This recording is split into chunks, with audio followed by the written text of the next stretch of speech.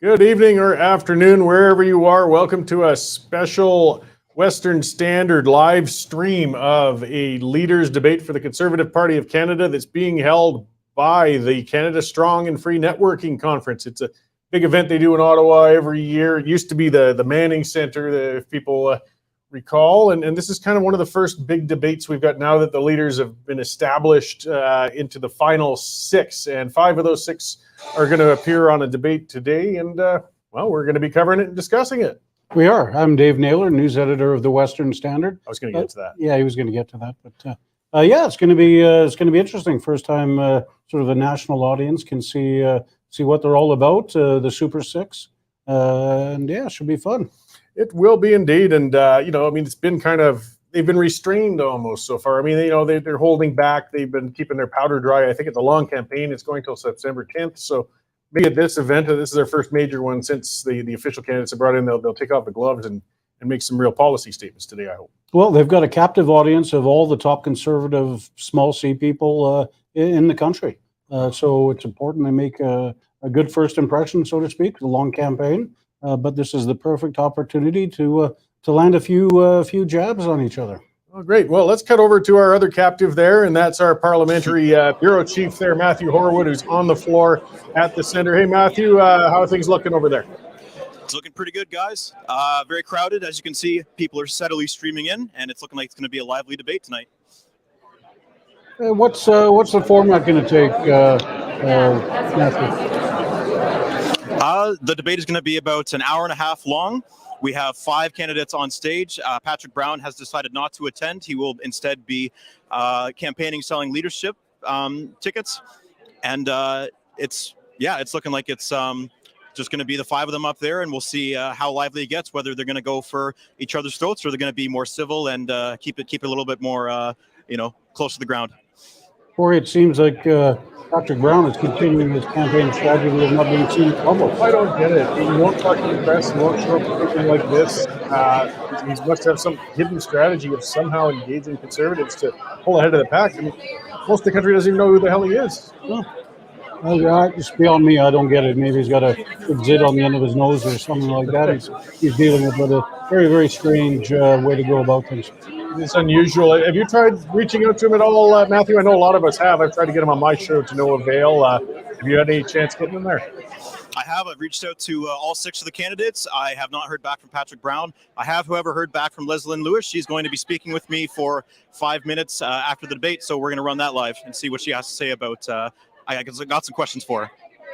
Great. Yeah, just to remind everybody, we'll be here for a bit after the debate, continuing this special debate, and I'll break things down. Maybe we'll get some guests. I think Franco Terrazzano is scurrying around over there with the Taxpayers Federation. I'm certain they've got a few things they'll want to hear out of this debate. Does it look like a large turnout? Like, we can't really tell with the room there. Is it? Yeah, there's a couple hundred people here. I don't know if we can pan around, but quite a few people. It's going to be quite lively. Can you tell us more about the big conference this weekend, Matthew? Who's going to be there? What they're going to be talking about? Yeah, it's going to be all sorts of speakers talking about different elements of conservatism and the way forward and ways to win the election. We have a full schedule here. Let me just pull it up. But it's going to be guest speakers all throughout tomorrow and the beginning of Saturday. There's no concern that the Liberals are going to pull the Emergencies Act out to have this thing stopped? I haven't heard anything about that yet, but you never know, right? All right, be careful, buddy. They should have handed out some kind of honkers there and stuff. Oh, yes. They should all go marching through the neighborhood afterwards, honking. I see a commenter, and that's something to remind people this is live. It's streaming. We encourage comments, actually, chat with each other, get your things out there. And Carrie Ann has asked where Joseph is. I imagine she's referring to Bourgeau. He got disqualified, or I guess they just didn't accept his application. He's put out a press release. I will have him on the show next week, but at this point, he's not considered a candidate for this race. He did reach the financial threshold. He actually exceeded it. They wanted 300,000. He put in 367,000, I believe, Corey. So yes, he's asking questions himself as to why he was disqualified, and we certainly haven't heard an official reason why yet. So yes, I see him waving back there. Boy, he bounces around. It seems like only a week ago I saw him hanging around here. But that's is that Franco there? That's Franco, My yes. screen's terrible. Franco Yeah, it's Terrazano, pretty the dark. federal director of the Canadian Taxpayers Federation. Franco, good to see you here. What would you like to see? What would the Canadian Taxpayers Federation like to see tonight from the debate candidates? Well, we want to see 3 commitments. Number 1, scrap the carbon tax, replace it with nothing.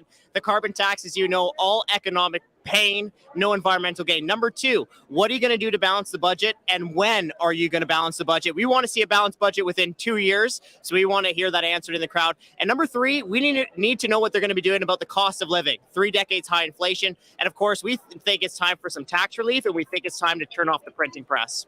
Hey, how's it going? There you go. Nice to see you, buddy. Okay, well, questions, Franco, have you heard anything, or has there been anything like how have they modeled where these questions are coming from, or do you know that, Matthew? Like, did the Taxpayers Federation get input, or was it people from the floor who've been able to put them forth, or is this just determined by the moderators? Do we know any of that?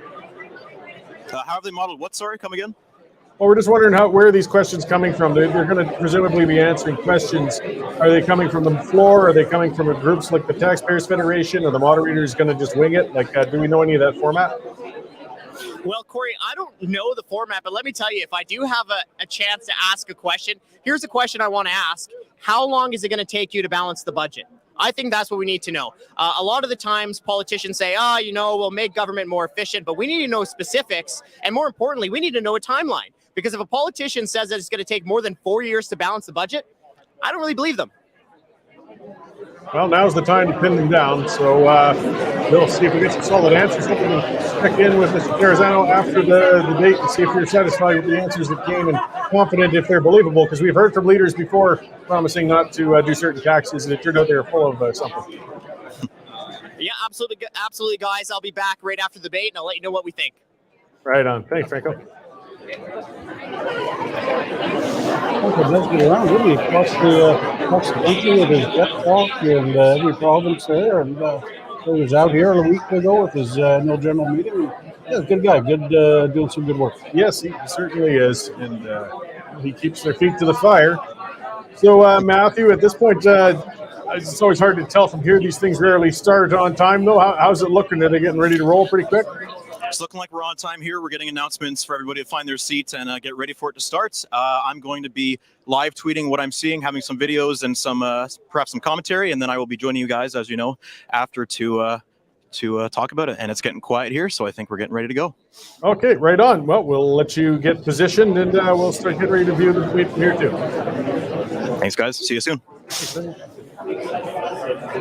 Oh yeah, we're gonna see how this debate all lines up. I mean, I'm curious about the format. I know they'll take it as it comes, but it's always difficult if they can get enough information. 5 different people, that's a lot of answers. I mean, you give them 3 minutes each, and just their intro, and you're already a good way through the debate. So hopefully, a good moderator makes the debate, Corey. If we've got a good moderator, hopefully things will go well. Yeah, and so I know that they've got Candace Malcolm is one of the moderators. There was somebody else I believe was going to, but then I heard there might be changes. We'll see when that gets up and streaming there. But it'll also be interesting to see if they take any questions off the floor. We got a lot of prominent conservatives gathered in that room right now. Yeah, I believe Alberta's own Jason Kenney was winging his way there today. So, well, yeah, it's probably safer space for him than safer country than it is here. Absolutely. Right on. So yes, I mean, wonder if this is where they're going to set the tone for their campaigns at this point. I mean, again, it was frustrating when I had them in, guests. I've listened to just about all of them. I've had them here, and it was like pulling teeth to get solid commitments on everything. Just those political answers, that mushy, But I mean, a debate format. Well, these guys aren't going to feel as obligated to be polite and nice as I am when I have a guest in. Maybe they'll get on each other a little bit. I mean, something we'll be able to see too is Poilievre is. I got a feeling they're going to turn on him when you get a presumed front runner. Typically, I mean, the guns are going to turn towards them from the other candidates, and it'll also be a good test. I mean, how people have always wanted to see how would Pierre look going head to head with Justin Trudeau. Today, you can get to see how he is in more of a debate sort of format. Yeah, it's going to be really interesting. I mean, we are a long way away from the September 10th, got an entire summer of campaigning to go. When, you know what, I just hope they're not careful. I hope somebody takes a risk and hope tries to land a few good solid punches. My great fear is that it's still so early. Nobody wants to make a mistake, say something that's going to set back their campaign to almost a reset point. So. Yeah, well, and the hot button issue at the top of everything today, as we've said, it's been just due to the Supreme Court decision down in the States. I know people say it shouldn't impact a Canadian political thing, but reality it is, and we're seeing that. We're seeing that in the Alberta legislature with actions on Notley's part. We're seeing Trudeau baiting and talking about bringing in new abortion legislation. And I know the Conservatives really didn't want to have to go into this. No, you were talking about Notley today. The NDP is introducing a motion in Alberta to try and change the law to have women who undergo abortion procedures to have bereavement leave. So again, that just throws the spotlight right where they want it, right on the UCP, the Conservative Party, which the UCP doesn't want that spotlight whatsoever. No, and then it's all political gamemanship, brinkmanship, trying to corner them, get them to say something that they can grab, and whether it's in context or out of context, and start that division. It's just, man, such a brutal issue because there's never any resolution to it. I mean, our grandparents dealt with it, and our grandchildren are going to have to deal with it. But it's front and center now, which is going to be quite a and probably their grandchildren too. Yes, it's going to be around for a while. Yeah, I guess we'll see when this debate gets rolling here. Hopefully, some electoral strategy, things like that as well. I mean, part of it isn't just trying to, because they're campaigning to the membership here, not just to people in general. So it's not quite the same. I mean, they've got to convince the people, the members who are going to consider their vote, not only are my policies the ones I want to see, but am I electable? Like, that's along a little of the lines of where Charest comes from, or they're trying to say, oh, if Poilievre is true blue conservative, but they'll never elect him. The only way we'll ever win is if we have a more liberal style of a conservative candidate, or a red Tory at least, and he can actually win the thing. So we'll see, if they come along that track. And Leslie Lewis hoping, like she did with the last one, to sneak up through it.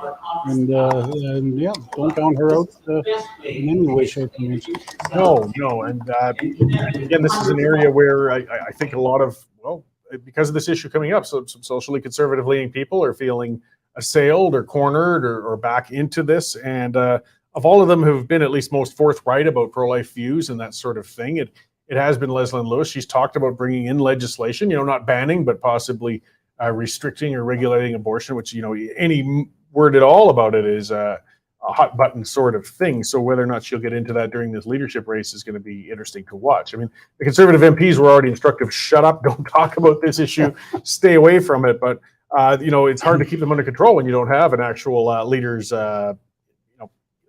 formal leader in power yet. Yeah, and I'm actually surprised one of the MPs hasn't sort of opened his mouth and shot it off. It's a surprisingly restrained caucus at the moment, shall we say. Yes, and I'm certain there were a number of, again, just non-supportive people of the Conservative Party rubbing their hands together, waiting for one of them to come out or a couple to come out. And so far, they've been controlled. I guess they got to watch their step too. I mean, this is a leadership race. Well, for 10 years when Stephen Harper was in power, he was taking away women's rights every single day of those 10 years. If you believe the left wing, when he left office after 10 years, abortion was still legal in Canada.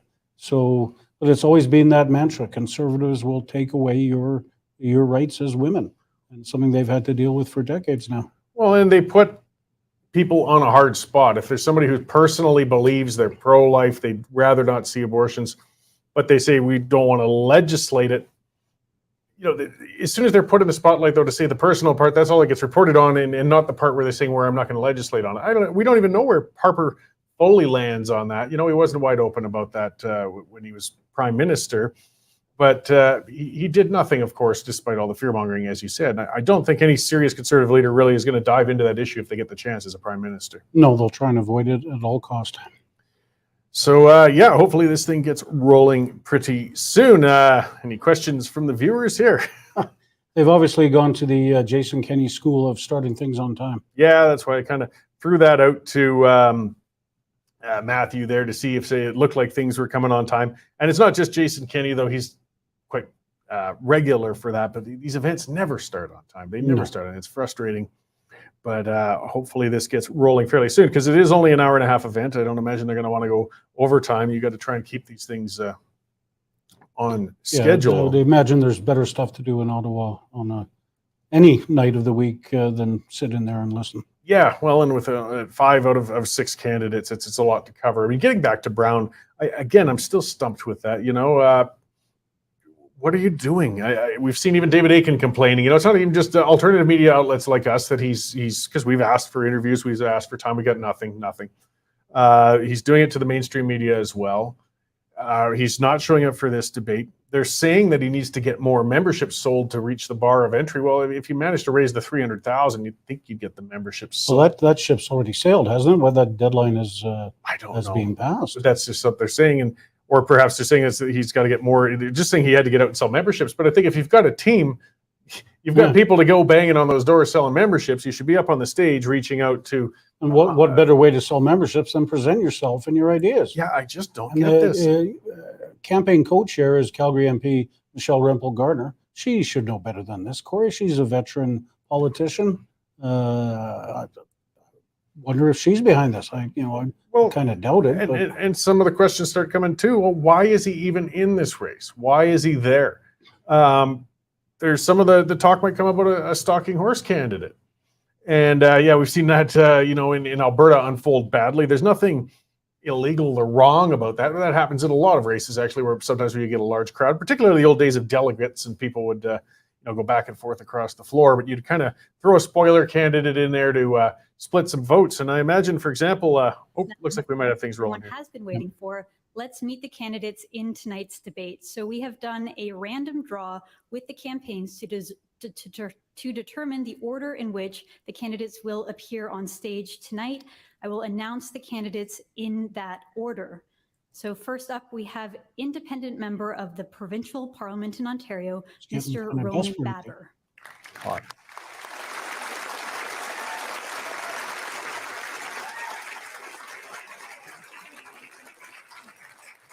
Next up, we have the former Premier of Quebec, Mr. Jean Charest.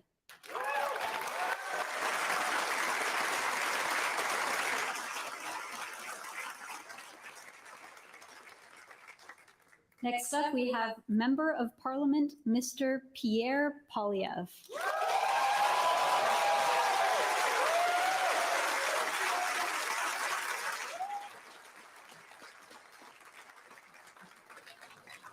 Next, we have Member of Parliament, Mr. Scott Aitchison.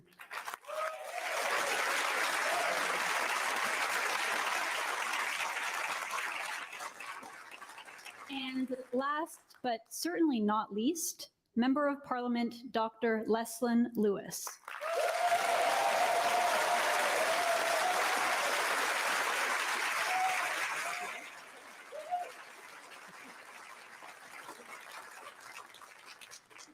So thank you very much to all of the candidates for being here. We really appreciate it.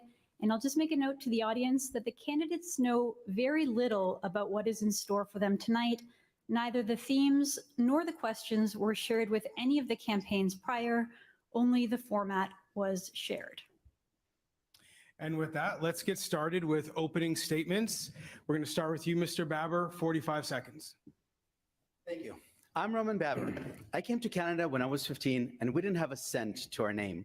But I always had Canadian opportunity and I had every blessing this country has to offer, because all you need to do to succeed in Canada is work hard and be nice to people. I worked in the private sector for 12 years, joined and grew in small business, and was elected by the community that welcomed me as a new Canadian 20 years earlier. About a year and a half ago, I wasn't going to have it anymore and I made a choice. I wasn't going to continue to inflict collateral harm on Canadians with lockdowns. I opposed my government and was removed from the Ontario PC caucus. I went on to fight for our kids, for our choice, for our democracy.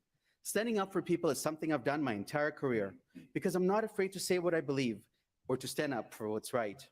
I'm not your typical politician. I don't even like politics, but I love my country and I love Canadians. And I'm not going to sit back and watch the erosion of Canada's democracy and Canada's opportunity. Thank you so much for hosting me tonight.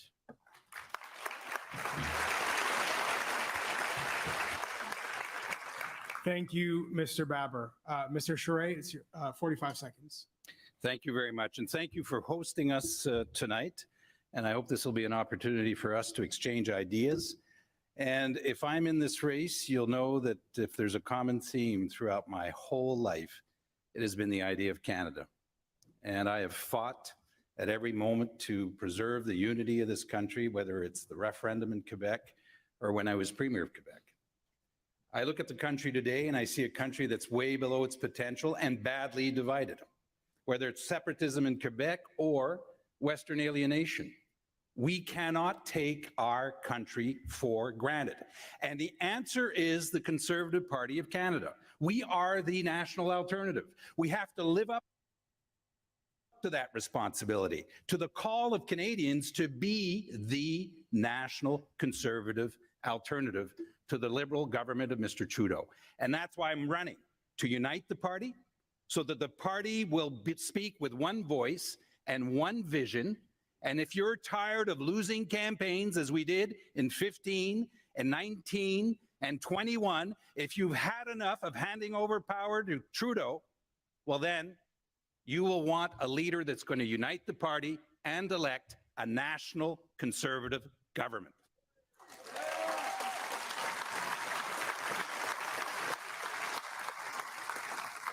Thank you, Mr. Charest.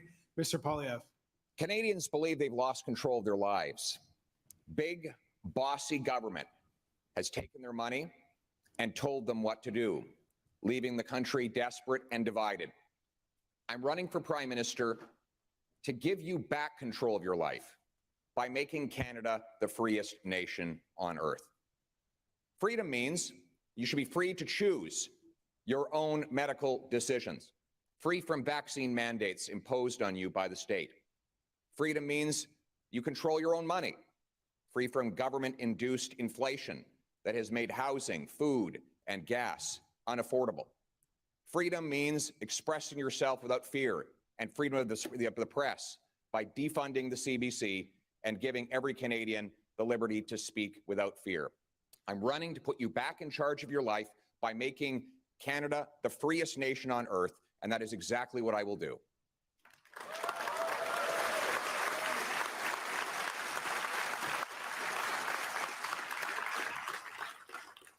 Thank you, Mr. Polyev.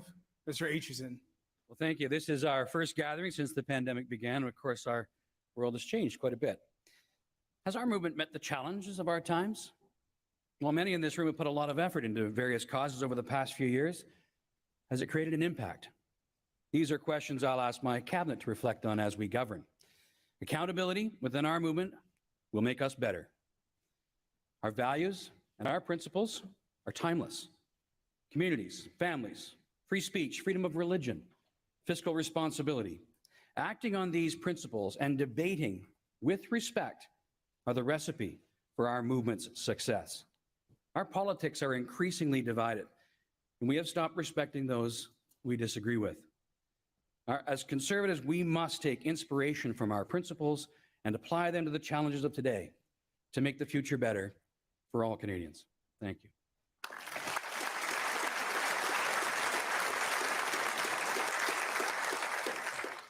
Thank you, Mr. Aitchison. Dr. Lewis. The fabric of our nation is being torn apart by cancel culture and wokeism. Provinces are threatening to leave our great confederation. Debt is piling up to the tune of $1.2 trillion. National unity is at an all-time low, and many people are traumatized by COVID lockdowns and government mandates.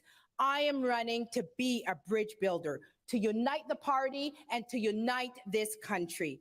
I am running to make sure that business owners will have the confidence to take chances again. We will develop our natural resources while protecting the environment. We will respect freedoms and uphold our Charter of Rights.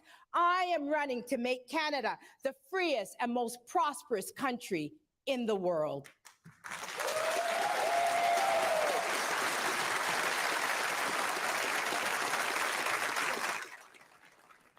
Thank you very much for those statements. We're now going to move to our first question. So in this round, all of the candidates will be asked the same question. One by one, each candidate will have 1 minute to respond without interruption. If during their response, the candidate personally mentions another candidate by name, that named candidate will have a brief 15 seconds for a very brief rebuttal at the end of their time. When all of the candidates are finished their questions, if time allows, we will also have some additional debate and rebuttals. So here's a question, and first it will go to you, Mr. Aitchison. The Conservative Party of Canada has lost the last 3 elections. In particular, the party lost in 2021 despite being ahead in the polls. In your view, why did Erin O'Toole lose? Why have the Conservatives lost the last 3 elections? And what will you do to achieve a better strategy? Well, consistency of our message is absolutely crucial. We need to put together a principled conservative platform that resonates with all Canadians in all parts of the country. And then we need to be consistent with that. That is the kind of leadership that I will bring. And it's the kind of leadership we need. One that respects all views in our party, one that respects all people. There's lots of different perspectives. And we have to work together as a team. And until we can work together as a team, Canadians are not going to trust us. We have to work together. Thank you very much. Next, the same question goes to you, Mr. Charest. Well, thank you very much, Candace. And that's a key question for us as we look out. I mean, look at where we are in the country today. Out of 53 seats in the GTA, we have 4 seats. We have no seats in the Lower Mainland, no seats on the island of Montreal. There are 32 Bloc MPs in Quebec.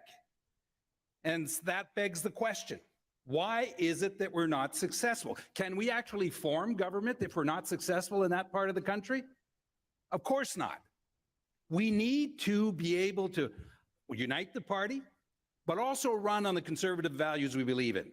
Fiscal conservatism, a market-based economy, economic policies that promote economic growth, and that includes oil, gas, mining, pipelines. We need to run on the principle of protecting the family, families. We need to also respect the rule of law, which is fundamental to any given society, and practice of federalism that includes all of the country. That is the calling of the Conservative Party of Canada, and the job of the next leader is to make that happen. Thank you, Mr. Charest. We'll put the same question to you, Dr. Lewis. We need to return to our conservative principles. Families are the cornerstone of our society, and parents should have a right to raise their children in accordance with their values. We need to uphold our fundamental freedoms, freedom of religion, freedom of expression, freedom of conscience, and those who we elect should serve and respect our fundamental freedoms. We need to ensure that we do not invoke laws like the Emergencies Act and undermine the foundations of our democracy. We need to oppose things like digital currency and digital ID. We need to protect our national sovereignty. We need to be compassionate for our vulnerable, our seniors, the disabled, refugees, and we need to be good stewards of our natural resources. We also need to invoke fiscal responsibility and ensure that we do not saddle future generations with debt. Thank you so much, Dr. Lewis. We'll pose the same question to you, Mr. Baber. Why do the Conservatives keep losing? Thank you. Look, I think we have to be clear about who we are and what we stand for. We lost the last 2 elections because many Canadians weren't sure where we stand. We should not be running to the right during leadership and running to the left during the general. We should not be afraid of the media or the left-wing Twitter mob. We don't need to play the game. We need to do right by Canadians, and that includes knowing where we stand. That differentiates us from the Liberal Party.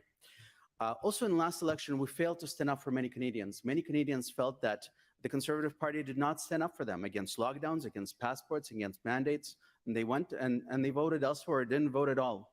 I'm uniquely positioned to speak to those voters and invite them to come back and reassure them that the Conservative Party will stand on principle and will always defend Canadians. And finally, we need to welcome diversity of opinion within our party. That is the true blue-white tent. When we're respectful of one another's opinion, we can disagree with each other, but we can unite at a time of election and win the next election. Thank you, Mr. Baber. Finally to you, Mr. Polyev. Well, I'm undefeated in 7 consecutive elections in a big Ontario multicultural city. That's because I don't try to go through the liberal media to get my message out. I go around them. I deliver my message to millions of people through social media that we're seeing in the tens of thousands who've been coming out to my rallies, people who have never voted Conservative before in their lives. Secondly, I win because I campaign on our strengths. And our biggest strength right now is that we are the low tax, low inflation party that will make your dollar go far enough to buy a home, afford groceries, and fuel up your car. That's why it's important that we have a leader with an impeccable track record on taxes and the cost of living. We can't elect someone who has a record of raising taxes. I've been cutting taxes, fighting inflation, and empowering the working class my entire life, and we'll win an election with that message. Thank you.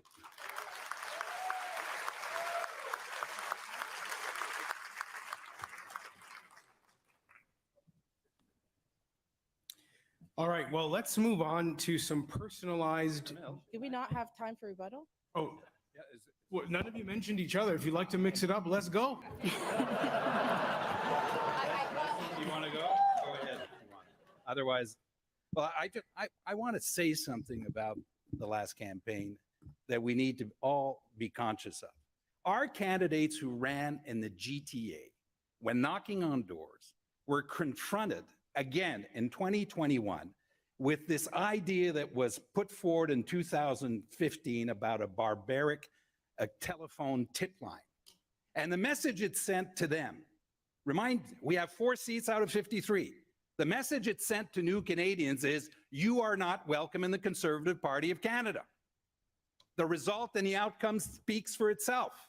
One thing that we have to be clear on in the next campaign and the next leader is that we welcome new Canadians. They are part of the family. They are welcome and they are Canadians, period. Yes. But those who are part of that campaign and propose this idea need to account for that. Thank you, Mr. Charest, for saying that. As someone who immigrated when I was 5 years old, I am in the best position to relate to new Canadians. I know what it's like, what they have gone through. I know what it's like to stand in a grocery line and not know if my debit card is going to go through for my groceries. I know what it's like to struggle to get through school and to have a heavy student loan debt. I am in the best position to welcome new Canadians in our party.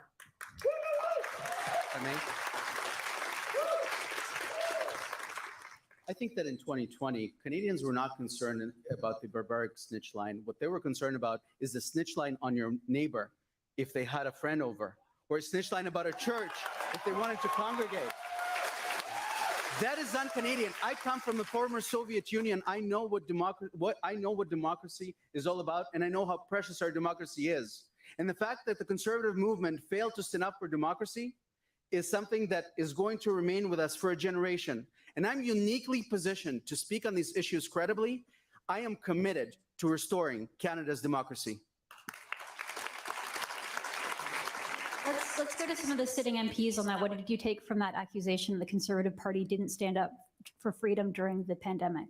Pierre. Well, I did stand up for freedom during the pandemic. From the very beginning, That's not true. I was That's among not the true. loudest voices. That in you were Parliament. not one of the loudest voices, Mr. Poilievre. You could. were not one of the loudest voices. In If I fact, could, you did not speak up until it was convenient Actually, that for is you not to true, speak up. Madam Lewis. You did not That is even not go true, to Madam Lewis. the trucker protest. You actually went But I and respond. you took a picture in your neighborhood at a local stop. Let's hear from You Mr. did not Poilievre, speak up for please. the truckers, Let's and hear you from did Mr. not speak Poilievre. up the Thank loudest, you. Mr. Poilievre. First of all, I did go to the trucker protest, both on Parliament Hill and in my community. You took a picture I up was front, I was Mr. I was there at the trucker protest. I was on the street. I was supporting those who were fighting for their freedoms. When it was and I popular and for I you did. to In do fact, so. I did it. Only If I when could, it was popular. if I could, in fact, I opposed the vaccine mandates as soon as they were announced. I am on public record doing it. I campaigned against the vaccine mandates throughout the entire election campaign. I never once wavered from that position. I also joined with several other Conservatives to lead the charge against the censorship bill, C10, which we helped stop in the last Parliament and which I will stop in this Parliament. And we will fight tooth and nail to put a permanent end to vaccine mandates and other oppressive actions by the government that take away people's medical freedoms. Thank you. All right. And Mr. Aitchison will just give you a brief opportunity to respond as well. I guess what I want to say here is that, this whole situation with the vaccine mandates, the truckers' convoy, it never should have happened in the first place. Leadership would have engaged people. It should never have happened in the first place. And the fact of the matter is this. True. Justin Trudeau used vaccines and vaccine status to divide Canadians in a corrosive, disgusting political display to win votes. And what we cannot do as a party is continue with the divisive, polarizing rhetoric that Justin Trudeau has been using for 7 years. It's disgusting. It's ripping our country apart. It's why I'm running, because we need to show some respect to each other before Canadians will trust us. Thank you. Candace, can We're going to move on to round two, but there will be plenty of time for future rebuttals, I promise you.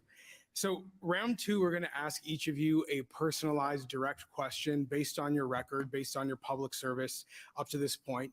Each of you will have 90 seconds to answer this question. And then after each of you has answered, we will give you additional time for rebuttal.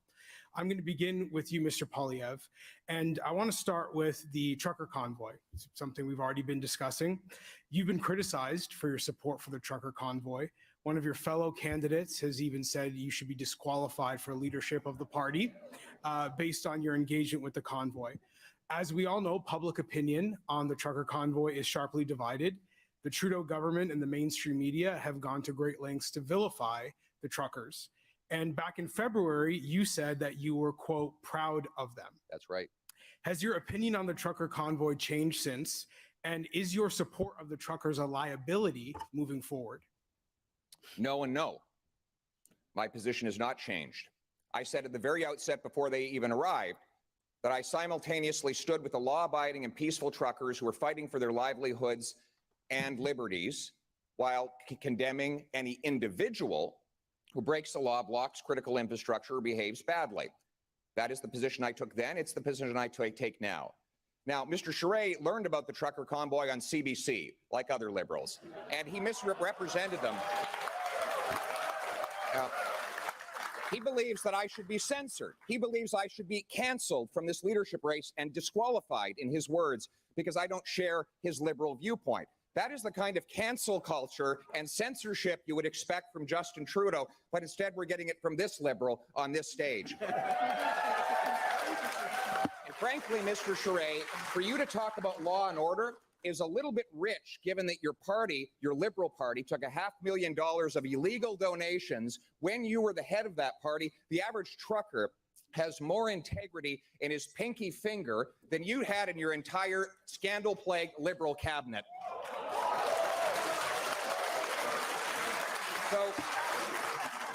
So I do stand up for the freedoms of Canadians, and I acknowledge that the working class has been demolished in this country over the last couple of years.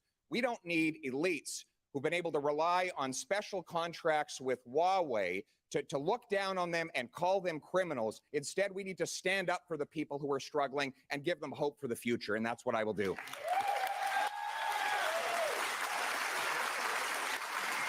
Thank you, Mr. Polyev, and there will be an opportunity for rebuttals at the end of this round. So we're going to move on to Dr. Lewis, your question. Dr. Lewis, you are publicly pro-life, and you have proudly shared your social conservative views with Canadians. However, as we saw in the 2019 election, the legacy media demonized leader Andrew Scheer for his Christian views and beliefs. In a matter of days, the media changed the narrative to be entirely about abortion and gay marriage. So if you were leader of the party, how would you handle this issue? And what do you say to the large number of conservatives and Canadians who simply don't want to have a debate about abortion? I think it's very important that in a free and democratic society, we are free to debate any issue. And I tell people I am pro-life. Many of my friends are pro-choice, and we have healthy discussions about the future. And there is so much that we agree on, and we need to come together as a society to determine that we can work out things, even controversial things like abortion. I still don't know where these gentlemen stand on this issue. I don't know whether they're pro-life or pro-choice, and the media will hound them. For example, Mr. Pierre Poilievre has ran from the media the last few days because he doesn't want to declare whether he's pro-life or pro-choice. As a leader, he is going to have to declare that. He cannot just be a minister of finance if he wants to be a prime minister. He is going to have to deal with social conservative issues, which he has been running from this entire campaign.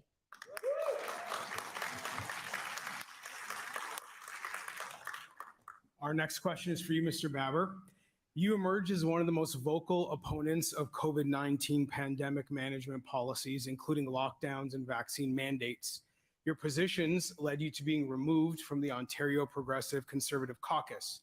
What do you say to Canadians who might be worried about how you would handle a future pandemic and whether you would be able to make the difficult decisions needed to save lives? Absolutely, because I will entertain opinion, something that was sorely missing from our handling of the COVID-19 pandemic. Look, I stood up for millions of Canadians who didn't have a voice because I believe that I serve my constituents. I don't serve the boss or the party leader.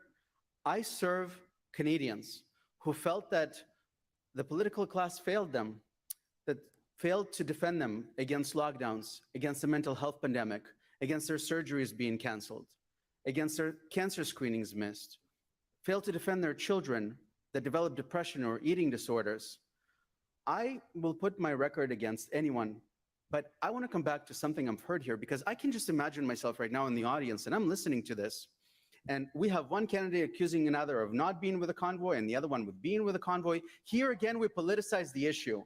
Instead of talking about the underlying issue, which is making people do something against their will, which is forcing someone to make a decision between their ability to put food on the table and their personal healthcare choice. Can we not speak about the underlying issue? And here's another thing.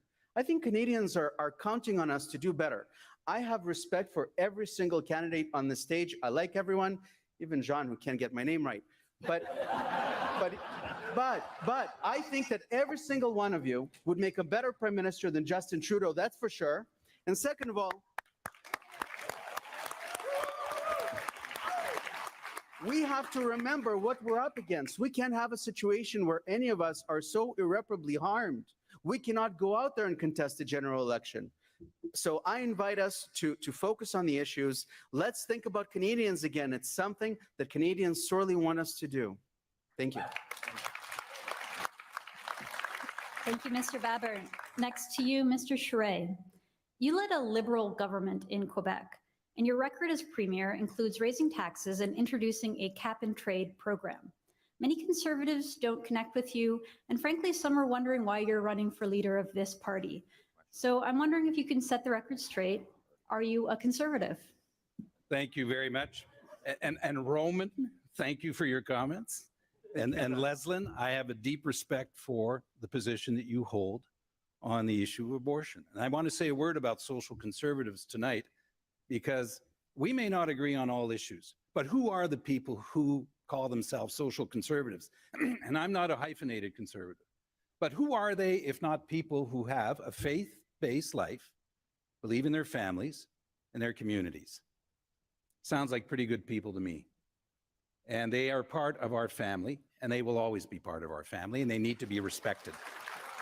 Now, in this room tonight is Preston Manning, who called before this debate that we act respectfully in the view of uniting the party after the leadership race. Well, so much for that, Pierre. In this race, I stand with a record as a conservative all my life. I'll give you an example, Candace. I believe in fiscal conservatism. The Liberal government that succeeded me, Mr. Couillard, that followed, left an $8 billion surplus after 15 years to Mr. Legault. $8 billion. You're not going to see that in your lifetime again. A higher credit rating in Quebec than Ontario. We reduced taxes. In fact, I reduced taxes in 2007-8, income taxes for middle-class, lower-income Quebecers, which actually allowed Quebecers to do better than Canada, the United States, or Europe, or Ontario during the Great Recession. The credit rating agency says one of the key decisions for us having a better performance, more jobs, more economic growth, but the fact that I reduced taxes, which was opposed by this person here, Pierre Poilievre. He was opposed to it back then. So enough of the hypocrisy. And on the Hill, I agree with Scott. This mess that we witnessed is the fault of Mr. Trudeau. But Mr. Poilievre, during that period, supported an illegal blockade. You cannot make laws and break laws and then say I will make laws for other people. I'm sorry, but that is a question of basic foundation and principles in my life. You're out of time, sir. Thank you. All right, there will be time for rebuttal. Everyone will be given a chance to rebut what has been said about them. But before we get to rebuttal, we do have a question for Mr. Aitchison. So the previous Conservative Party leader, Mr. Aaron O'Toole, ran for Prime Minister as a quintessential Ontario moderate. And we were promised by the Ivory Tower commentariat that that approach would win seats in the Toronto area. It did not work. Why should we believe that a Conservative Party led by you would bear different fruit? Well, listen, it comes down to this. We need to be consistent in our message, and it needs to be a conservative message. And we need to work together. We were divided, and our message was not consistent in that election. And Mr. Trudeau effectively used vaccines as a tool to divide Canadians. And so if we can't go out and speak to Canadians in all parts of the country and make sure that we are trustworthy, that we don't scare them. Every time I hear a Conservative talk about some conspiracy theory, I realize that there's another group of swing voters in the GTA that just are not going to come our way, because all we do is yell and scream at each other. We're witnessing it now. I actually like all these people on this table. They're on this dais as well. They're good folks. And here we are, calling each other names. What Canadian is going to trust this lot? We've got to do better. And that's how we win elections. Thank you so much, Mr. Aitchison. So we're now going to move on to rebuttals. Every candidate will have an opportunity. At first, you'll get 30 seconds each to directly refute a statement made to any candidate of your choosing. And afterwards, we'll move to an open debate. So we will start with you, Mr. Poilievre. You have 30 seconds. Well, in addition to once again repeating a bunch of Trudeau rhetoric on our hardworking truckers, Mr. Charest misrepresents his track record on taxes. He raised the sales tax twice. I voted to cut them twice, Mr. Charest. He voted to raise the fuel tax, and that was on top of the consumer carbon tax he brought in. He brought in a health tax. He increased spending so much in Quebec that the government, as a share of the economy, grew by 25%. And he left a $1 billion deficit and the biggest debt of any provincial government in Canada. That is not the record of a fiscal conservative. I fought for lower taxes and balanced budgets and making life more affordable. And that is how we're going to win the election in the suburbs, by giving people their purchasing power back, something that I can do because I have a strong track record of fighting for it my entire life. Thank you, Mr. Poilievre. Next, Dr. Lewis, you have 30 seconds. Well, I just want to add to what Mr. Poilievre said, that Mr. Charest did raise taxes, and so I think it's unfair for him to single out Mr. Poilievre. I also want to speak to what Mr. Aitchison said. When you speak about conspiracy theories, there were a lot of quote-unquote conspiracy theories that came through. And actually, the Liberals actually use that to divide us. So I'm really surprised that you're here saying that we should unite while you're labeling your fellow conservatives as conspiracy theorists. Thank you, Dr. Lewis. Next chance for rebuttal is over to you, Mr. Baber. Thank you. I would echo something that Dr. Lewis just said. I like Scott a lot, but a lot of concerns that Canadians had over the last year to 2 years have actually come through. We still have between 15 and 20% of Canadians that cannot board a plane or a train. They're landlocked in their own country. How anyone can believe that this is allowable in our country is beyond me. Canadians are witnessing the continuous erosion of our democracy, and we should be mindful of this conversation instead of mocking them like the Prime Minister does. Thank you, Mr. Baber. Next, we'll go over to you, Mr. Aitchison. Well, thank you. I just want to quickly point out that I didn't label anybody a conspiracy theorist up here, but Leslie, you seem to take the mantle, so I'll leave that there. I don't know why you did. And I'll say to Roman, you know, this party in the federal parliament has been fighting vaccine mandates. We've been fighting the ridiculous rules around travel. Melissa Lansman, sitting in the audience here, has been an amazing member of parliament fighting this every step of the way. And she does it with respect. She does it with respect. She's effective, and she eviscerates the Liberals every day. And she does it with grace and style. We can do that. We can do it. Melissa Lansman's the example. Thank you, Mr. Aitchison. And final rebuttal is to you, Mr. Charest. Well, thank you very much, Candace. Can I take a moment to lay to rest this accusation of being a Liberal? No, but please, bear with me. Bear with me. I fought the 95 referendum, and I'm in this race because I believe in the unity of the country. I think Western alienation has lasted long enough. And what I see there, I've seen in Quebec. And I ran in 95. I fought in the referendum, and I went to lead a coalition in Quebec of Federalists when there was no Conservative Party of Quebec, ladies and gentlemen, as is the case in British Columbia. And you know what?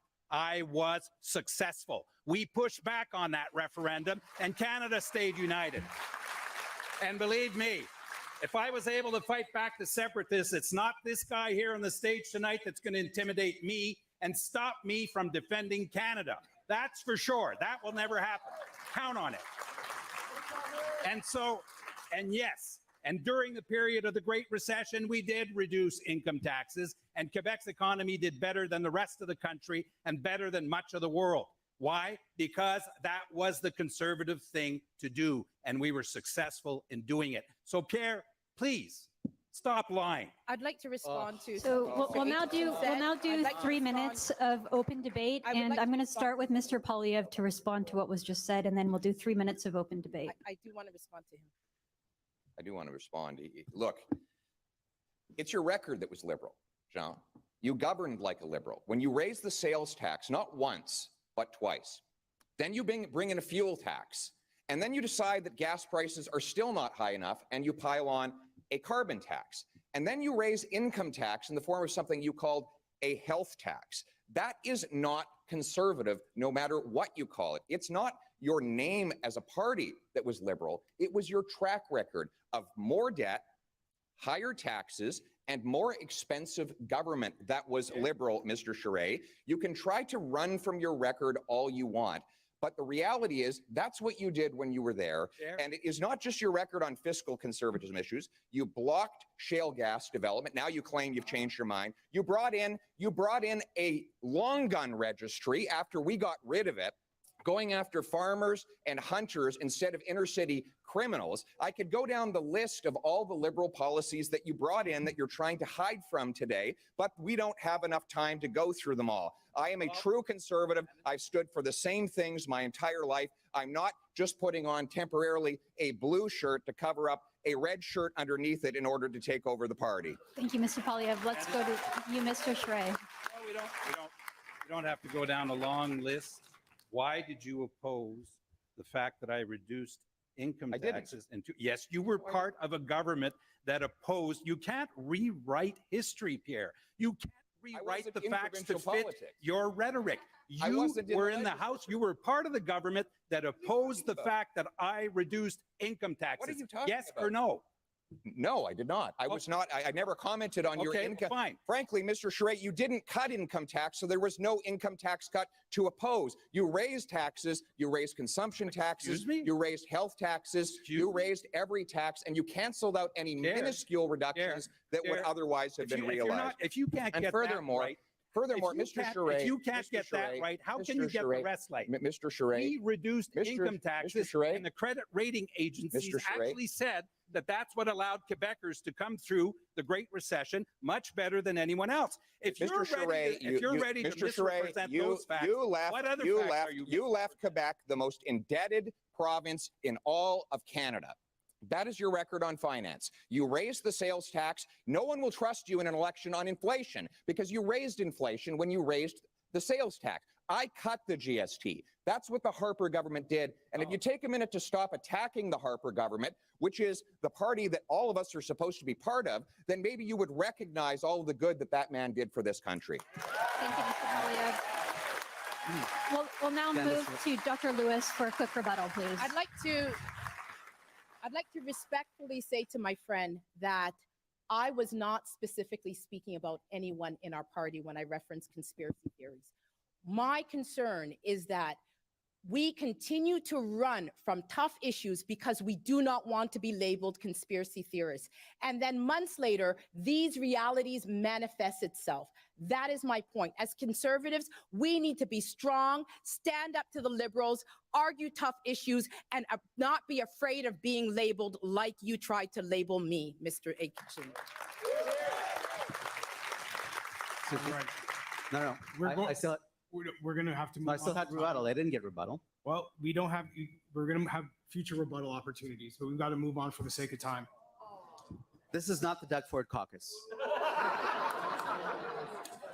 Come on, right. Jamil. All right. All right, So, so here's what I'm going to say. Excuse me. no. Hey. Chill, bro. All right. So we're going to ask a common question to all five of you and give you an equal amount of time to respond. In this round, you will go one by one with 45 seconds. And then afterward, we will give you a chance for rebuttal. There'll be an open rebuttal where Mr. Baber and everyone else can rebut as much as they would like. Well, not Mr. Baber, apparently. So, Candace, do you want to start? Yeah, sure. The first question will go to you, Mr. Baber. So in the world of journalism, we're always told to follow the money. But in Canadian journalism, the money trail leads us right back to the federal government. The overwhelming majority of journalists in this country are either subsidized or funded by the government. And now the Trudeau government wants to start censoring and regulating the internet.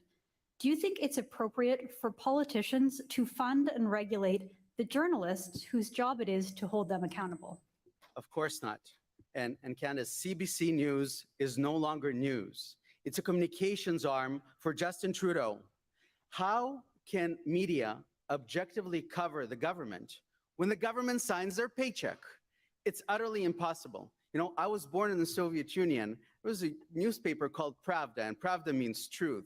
And I see no difference between what we're seeing in state-run funding. So here's what I'm going to do. I'm going to defund the CBC. I'm going to end all subsidies and bailouts, but I'm going to go a step further.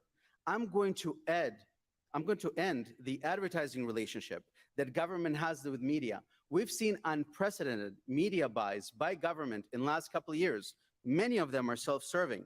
So there should be no more self-serving advertising on the taxpayer dollars.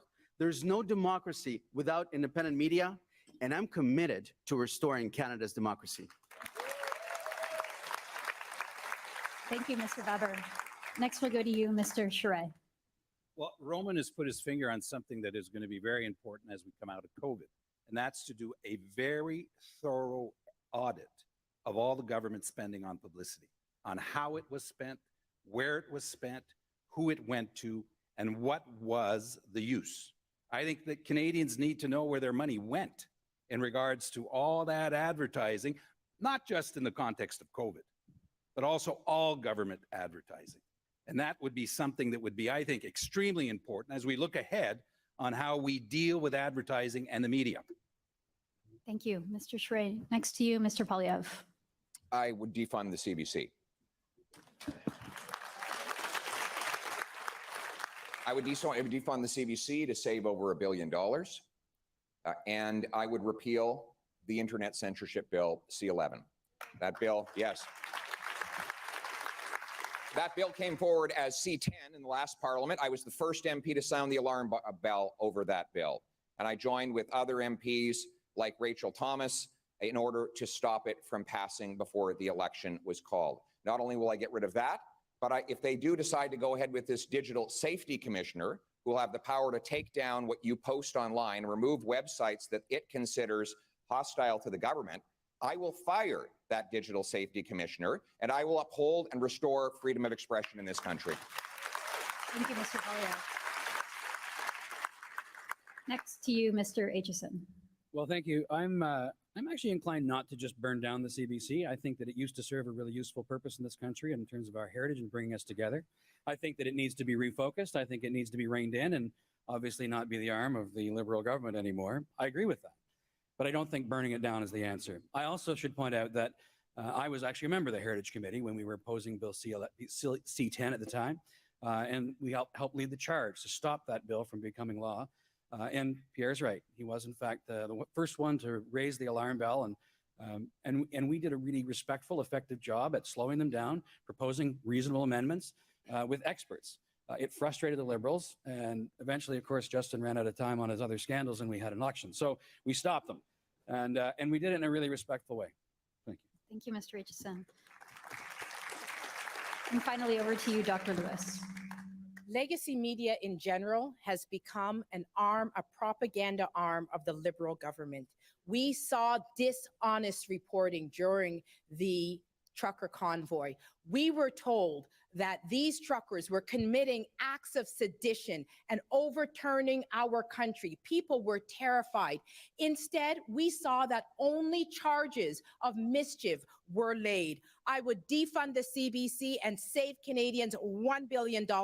I would repeal Bill C-11, and I would make sure that Canadians can have alternative news online. Most Canadians are getting their news online, and we should not have a two-tier media system which benefits and rewards legacy media.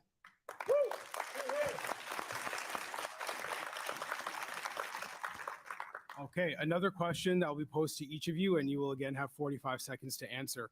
Our current Prime Minister, Justin Trudeau, is very eager to import American culture wars into our country. In 2020, he did this with Black Lives Matter. He is currently trying to do this with the sensitive issue of abortion due to what's happening with the US Supreme Court. As Prime Minister, how would you approach American culture wars, and how would you approach the eagerness of Liberals to import them into our country? We'll start with you, Mr. Charest. This is central to this leadership race. We have a choice. And Canadians who are watching us see this choice. Either we're going to go down the road of American-style politics with the division and the polarization, the hot button, the sloganism, the attack dog attacks, or we're going to stay Canadian. And we will be the Canadian Conservative Party that we should be and that we're destined to be and that they want us to be. A national party able to connect all parts of the country, whether it's Alberta, Quebec, or Ontario. That is what we're destined to be. So, no, we should not import American politics into this country. And we should stand for what we believe in and the values that we believe in as Canadians. And I will fight that style because for Canada, keep in mind, this type of politics, Americans may be able to survive. But for Canada, this type of politics will be extremely damaging to the fabric of the country. A country of regions, of languages, of diversity should not have to put up with American-style politics. Mr. Aitchison, over to you. Well, I think I've raised it already, the example that I gave of Mr. Trudeau using vaccine status in the last election to try to demonize Canadians. And he continued to do it, even invoking the Emergency Measures Act when it was completely unnecessary to do so. It's disgusting, and we can't fall into the same trap. We need a message, and we need a leader who can communicate a message and a vision for Canada that talks about bringing us together, that unites this country from east to west, north and south, urban and rural. We got to stop demonizing each other. Canadians are amazing people, and there's more that unites us than divides us. And we need to focus on that in a positive message. Dr. Lewis.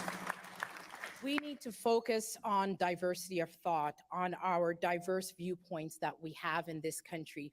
We need to recognize that we have diverse regions and that our country is being torn apart by regional alienation. There's so many aspects in so many areas in our country that are being neglected. The Atlantic region, the West, Quebec. These areas have their unique problems, and we cannot adopt US-style policies to fit our diverse country. We need to focus on making sure that we unite our country. National unity has been at an all-time low now, and it's time that we work together with our different regions to look at our unique strength and our cultural uniqueness. Mr. Baber? It's not American cancel culture wars. It's left-wing ideology cancel culture that's been on the move for the last 40 years, that's making its way through Western democracies and demonizes and tries to cancel anyone that disagrees with it. I have been standing up to cancel culture and radical left-wing ideology for the last 2 years, like no one has in this country. I know exactly what this ideology looks like, and we have to call it out. And I think that Canadians would choose, instead of collectivism, instead of this ideological pie-in-the-sky utopia that failed everywhere around the world, Canadians just want to be left alone. That's it. And this is a message that we can be comfortable with. We should be comfortable calling up this ideology for what it is, and we should also stop the division with our neighbors to the south. Mr. Poilievre. It's a very deliberate strategy. The radical left and the government and Justin Trudeau believe that if they can divide people on race, gender, and now vaccine status, and by next year they'll have thought of a new way to divide us, then that you'll be afraid of your neighbor and you'll turn to the state to give them more power. It's called divide and conquer. Don't worry that you can't afford food or a house or gas up your car. Be afraid of your neighbor or your trucker or your local coworker. That is a deliberate strategy. You see, control is something people fight over. Freedom is something you fight for. There's only so much control to go around. That's why people fight over it. However, there's enough freedom for everybody. If your neighbor gets more freedom, it doesn't mean you get less. If the immigrant gets the freedom to work as a doctor, you get the freedom to have a doctor. More freedom for one is more freedom for another. That's why we should unite for freedom.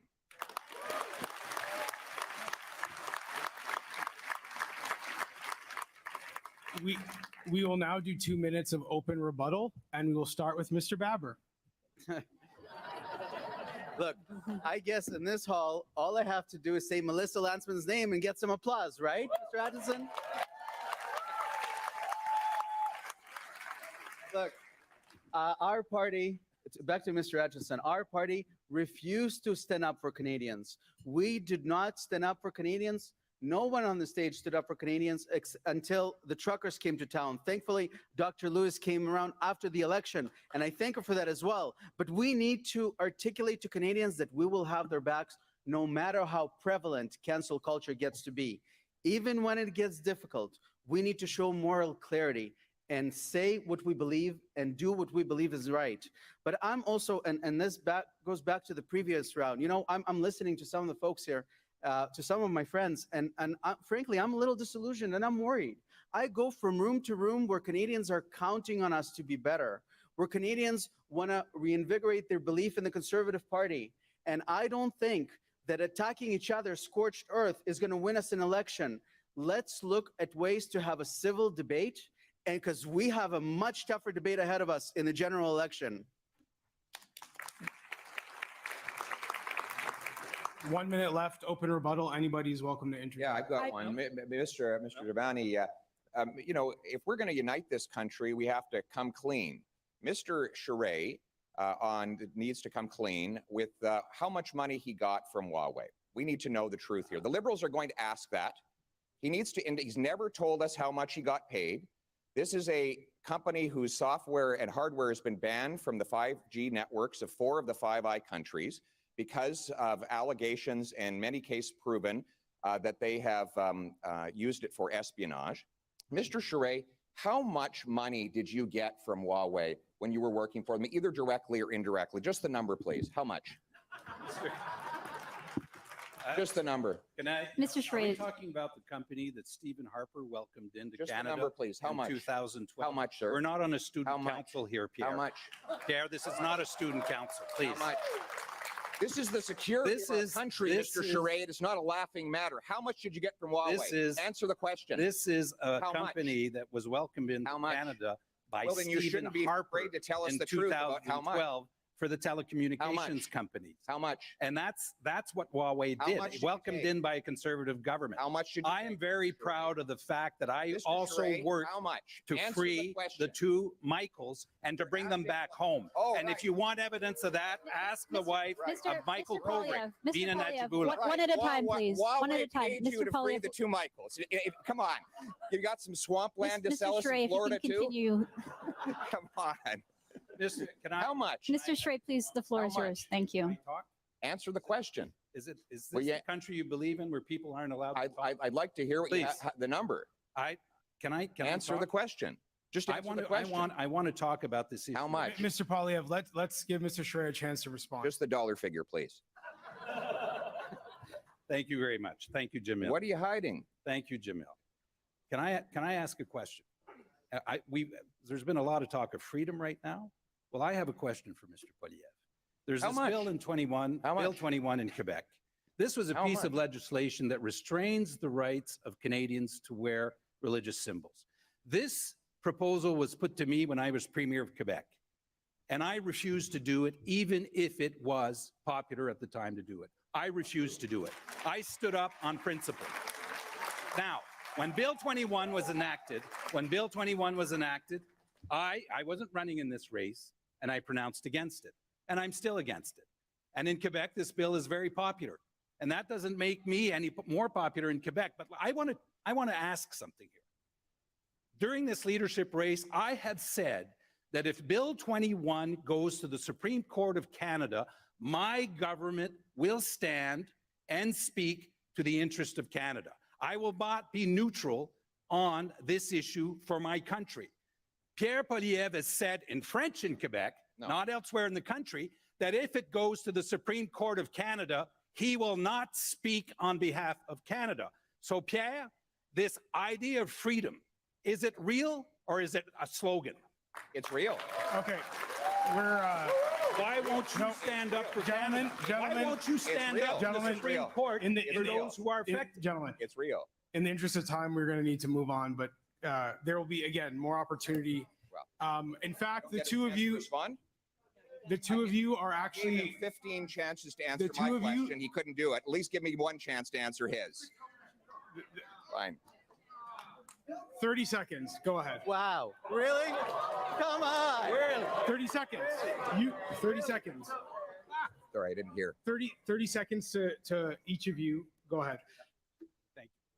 Yeah, listen, Mr. Charest actually brought in the forerunner law in Quebec to this. He brought in a law to ban women who wear face coverings from receiving any provincial government service. So now that he's here in Ontario, he takes exactly the opposite position and over to pander. It's another example of him flip-flopping. I'm against Bill 21. I've said I was against Bill 21 in English, in French, in Quebec, in English Canada. I'm 100% against it. I said if I were a Quebec politician, I would vote against it in the legislature. If anyone proposed it federally, I would vote against it. And That's if I 30 was prime seconds. minister, I would make sure it would never happen in this country. I'm 100% against Bill 21.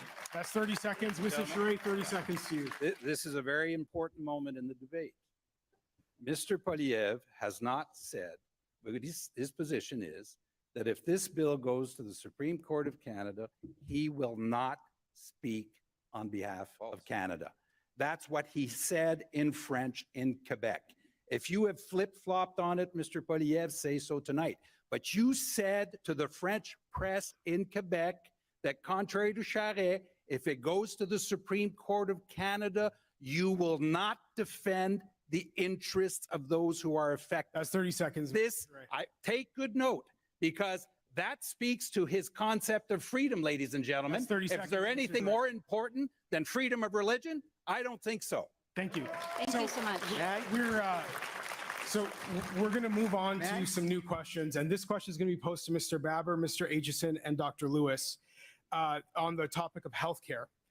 The COVID crisis has revealed the weaknesses in Canadian Medicare, its lack of surge capacity, its exorbitant costs, and its ever-lengthening wait times, which deny Canadians timely care. What is your position on healthcare reform? Do you think a mixed healthcare system of private and public services is the answer to Canadians' concerns? We'll start with you, Dr. Lewis. I think we need to redefine healthcare so that it's meeting patient needs. And we saw with COVID, the vaccines were administered in private settings, even though the government's paid for it. So we have the capacity to engage in public-private partnerships, and we should contemplate that. We should not be protecting a flawed and outdated system. We also need to create a pandemic response, and that should not come from a global organization like the WHO. We need to fix our healthcare system, because if an infectious disease can shut down our system, then we know we have a broken system. Lockdowns are a symbol of a broken system. We cannot be caught off guard again. We need to make sure that we prepare for the next pandemic, and we need our own pandemic plan. Mr. Baber. Thank you. Well, first of all, I'd like to get government out of our relationship between ourselves and our doctors. I don't think that government has a role in there, but Canada has one of the most deficient healthcare systems in the world. We have one of the lowest number of beds per capita among OECD countries. And there's no question that we need to address this shortage and potentially look at a capital expansion, but we can't do it until the provinces get their act together. We need more nurses and less compliance officers. We need less waste and duplication. I am actually pleasantly surprised, and I welcome Jean's comment on this issue. I think that there's room for supply-side healthcare within the framework of the Canada Health Act. That's where we have more options that are still single payer. We need to get serious about fixing healthcare in this country, especially with an aging population. I'm going to be having a serious conversation with the provinces about a capital expansion, but we need to get the waste under control. Mr. Aitchison. Well, listen, I agree completely that part of the reason we had so many lockdowns is because we had a fragile healthcare system. We wear this as a badge of honor. It's part of our identity as Canadians that we think we have the best healthcare system in the world, and we simply do not. If you have critical care problems, if you have issues that are going on for a long time, it takes forever to get care in our system. We have to not be afraid of having a broader conversation. We have to take the polarization out of it. The Dutch model is actually a brilliant one. I've been reading about it. But we have private sector already in our healthcare. It's a multi-level sector. We can do so much better if we have the conversation. It's a system that was predicated on a promise that was made back in the late 60s on the federal government paying 50% of the cost of healthcare. We've never done it. We've never lived up to the promise. We have a federal government that generation after generation meddles in provincial affairs to buy votes, and everything they do is mediocre. We need to improve what we're doing. We need to have a real relationship with the provinces, and we need to live up to our promises as a federal government and live up to solving this problem for Canadians and making sure that we look at all models around the world. We always think about the American model, but there's a lot of models out there that are a lot better than ours, and we need to have an honest conversation about it.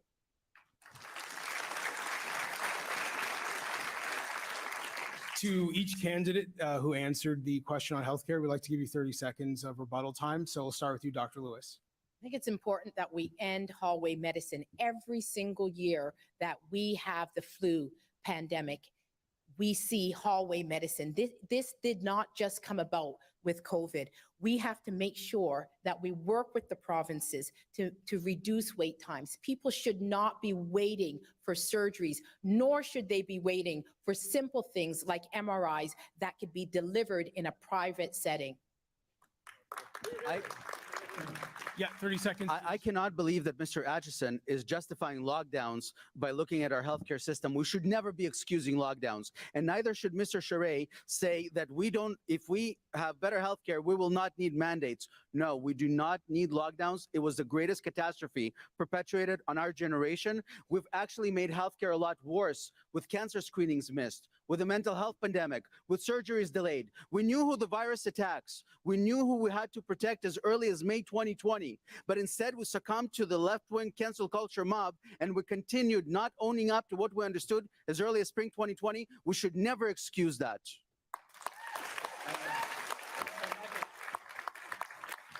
If I could just add, I'm certainly not excusing lockdowns with the healthcare system. I think that in the early days of the pandemic, we didn't understand it. We didn't really know what was going on.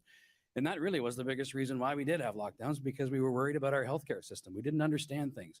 Subsequently, of course, lockdowns like vaccine mandates and everything else has been used by liberals to divide us and to continue to divide us. So let's stop dividing each other here. And let's focus on improving our healthcare system and making sure that we learn something from what happened in this last 2 years over this ridiculous pandemic. We need to learn from this and do better. Thank you so much, Mr. Aitchison. We're going to move on to a new topic, talk a little bit about pipelines. So this question is specific. Roman referred to me. Can I? So this question is going to you and Mr. Polyev. So if you want, you can take On a different subject. it's on a different subject. You can take a second to respond to him after I'm done with this question. Thank you. So the conflict in Ukraine has emphasized the need to wean Europeans off of their dependency of Russian oil and gas. Canada, of course, can be an important player. And according to a recent Ipsos Reid poll, 75% of Canadians agree that Canada should export more oil and gas to Europe. But here's the problem. Politicians in Quebec continue to oppose and block energy projects. Mr. Charest, your government banned fracking. The following government, Philippe Quillard, his government introduced a block of the Energy East pipeline. Now the current Premier François Legault has recently announced a total ban on oil and gas exploration and production in the province of Quebec. So here's the question. Do you support increasing oil and gas exports? And if so, how do you work with Quebec as a player in achieving this national goal? So we'll start with you, Mr. The answer is yes. I support oil and gas. I support pipelines. In fact, the last pipeline built in Quebec was built under my government. And yes, when I was Premier, I supported Energy East, and I supported Energy East after I was Premier. In fact, I worked with TransCanada at the time. And one of the things that I'd propose, because if you understand how our federal system works, there's different ways to get things done. And what I thought should happen is that the pension fund in Quebec, called la Caisse de dépôt, should buy part of the project. That would have been a creative way to get this project done. And if you have experience and you understand how our federal system works, that's the kind of leadership that you need. Now, what we see in Ukraine is cruel. It's cruel. I mean, it's heartbreaking. We could be an alternative, and we're not. Now, looking to the future, I think we should do GNL Québec in the Saguenay-Lac-Saint-Jean. And of course, the government of Quebec is opposed to it, but now circumstances have changed. The issue of security of supply is on the table. The issue of supplying Europe is on the table. And yes, we can do that and also transition to zero emissions in 2050. Europe has a policy of saying we're going to transition by using nuclear and natural gas. If Europe, and this was before the war in Ukraine, if Europe says that, if they believe they can do it, Canada can do it. But you need a prime minister who understands how the federal system works and is going to work with the provinces to make that happen. It's the only way. And if someone has a track record of making those things happen, I do. Thank you, Mr. Charest. Mr. Polyev.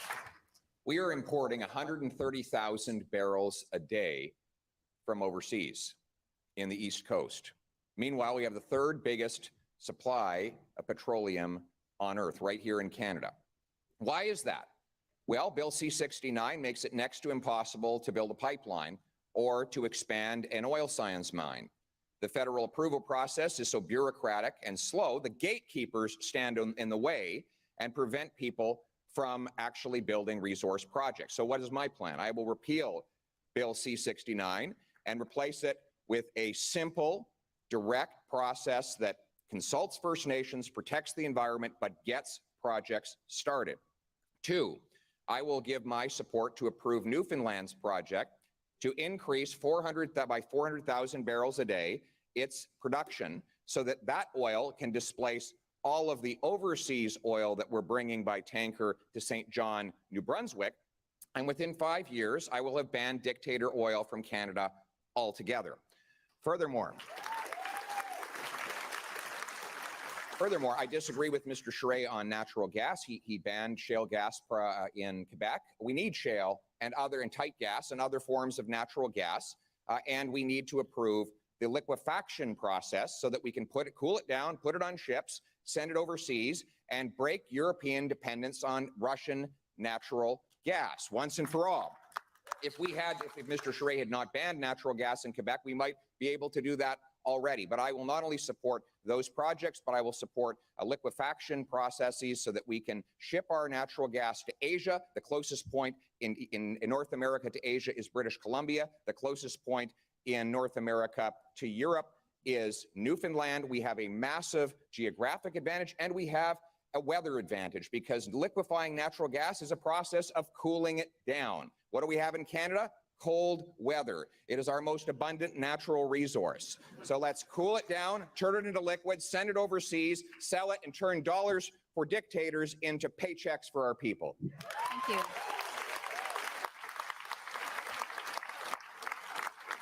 I'll give you each 30 seconds to respond to one another, and I want to specifically re-ask the question, how would you work with the people of Quebec and the Premier of Quebec to get Canada's energy to market? Mr. Charest, to you. Well, it's going to take a lot of work. You can't impose it, Candace. I want to be very clear. Anyone who thinks that in this federal system of government, the federal government can just walk in and impose it needs to remember something called the National Energy Program. And if you remember the National Energy Program, that's what happened the last time a Trudeau went into Alberta and said, we're going to go over your heads and get this done. You need to find ways that will incentivize them to do it. And that means a new reality, but also in the Saguenay-Lac-Saint-Jean, a huge mobilization of people who believe in that project. The same is true for New Brunswick, for example. This LNG plant in New Brunswick that was built for the purpose of importing needs to be retrofitted now for the purpose of exporting gas. And that's the work that needs to be done. But I'll tell you something, if you are going to get that done in a federal system of government like ours, you're going to run into folks in Alberta who are going to say to us, no, you're not going to, the feds are not going to impose on us anything about natural resources. It has to be a cooperative approach. And that's exactly what I practiced all of my political life. Thank you, Mr. Charest. Mr. Poilievre, 30 seconds. Well, the problem is that the Trudeau Liberals are imposing on Alberta. They're imposing rules that make it impossible for Alberta to export its product and also even to send it to other Canadians. So we need to repeal C-69, C-48. We need a simple process for future approvals, and we need to speed up the approvals of all natural resource projects so that it's not just oil and gas, but also lithium, graphite, cobalt, and countless other minerals that are staying in the ground today because it takes 5 or 6 years to get anything approved in this country. Get the gatekeepers out of the way, get digging mines, building jobs, producing paychecks. Thank you. Our next question is for Mr. Baber, Dr. Lewis, and Mr. Poilievre. Your fellow leadership candidate, Mayor Patrick Brown, chose not to participate in today's debate. We can only speculate as to why. We don't know. But what we do know for certain is that some Canadians are concerned that Mayor Brown is sowing division in our country. He has been criticized for manipulating diaspora politics to bolster his campaign. How does your strategy to grow the party differ from Mayor Brown's, and what will you do to engage Canadians of diverse backgrounds? Over to you, Mr. Baber. Thank you. Look, I come from a North Toronto riding. We need to, first of all, appeal to urban voters. And that means we should feel comfortable talking about urban issues like transit. I'm in favor of building mass transit. Like housing, I'm going to offer a very robust housing plan by doubling the first-time homebuyers exemption, by divesting ourselves of federal land that is not protected. And also, we need to expand our base by talking to new Canadians. I'm an immigrant to Canada myself, and I've had every blessing this country had to offer. I've had an opportunity to contribute to this country. God knows I've paid enough taxes, thankfully. And I would also say that, look, we have an aging demographic. We need to welcome lawful immigrants to Canada. I think that immigrants come to Canada for democracy and opportunity. Those are conservative values. We should not be ceding them to the Liberals. I'm going to go out and expand the Conservative Party movement by appealing to urban voters and new Canadians. Dr. Lewis. I am in a unique position to be the best candidate to grow our base amongst new Canadians. I myself came here when I was 5 years old. Immigrants are natural conservatives. They have strong family values. They believe in hard work. They have strong faith values. And we have ignored that population. We need to reach out to them and connect with them on a values level. I am in a unique position to be able to do that. I understand the struggles that they've endured. I know what it's like to have a student loan. I know what it's like to juggle being a student and working and also teaching at law school. These are things that speak to the struggles that many immigrants have, and we need to be able to connect with them. Many of them left their countries, they took risks, they came here. These are inherent conservative values which we need to connect on. Mr. Polyev. Well, listen, the bottom line is that Patrick Brown says one thing in one room and exactly the opposite in another room. That is what he has done throughout this campaign. It's what he did when he ran for leader of the Ontario PC party. He said that he was against the carbon tax. And then as soon as he became leader, he embraced Trudeau's carbon tax and said he would do Trudeau the favor of imposing it right here in Ontario. I've said the same thing on that issue and all other issues throughout my entire political career. And that is what I will continue to do. So how do we reach out to Canadians? We have a clear, consistent, conservative message in before the leadership race and after the leadership race, so that Canadians know that we mean what we say. Thank you. We're going to move on to the next question, which is for Mr. Aitchison and Mr. Charest. So there are 5 candidates up on the stage. We have 3 Ontario members of Parliament, 1 Ontario member of the provincial parliament, and 1 former premier of Quebec. Note that there is no one from Western Canada. The Conservative Party of Canada has long represented the values, sensibilities, and opinions of the majority of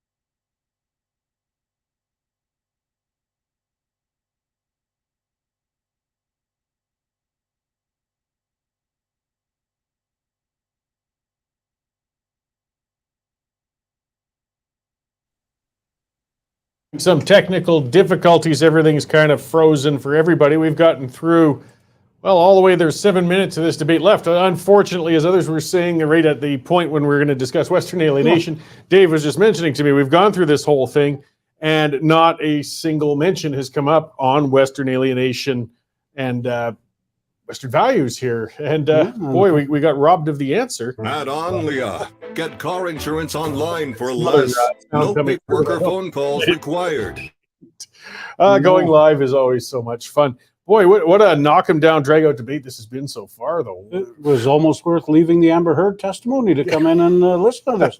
Holy cow, it was heated. A bit of everything in there, wasn't there? Yeah, well, I expect maybe Charest will accuse somebody of defecating somewhere untoward or something. Oh, a grumpy. Yes, a grumpy, that's right. Looks like we might be back in. Here we go, guys.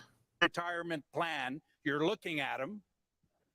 And then I will be the leader that will unite the party. Thank you, Mr. And Charest. elect a national conservative government. Thank you, Mr. Charest.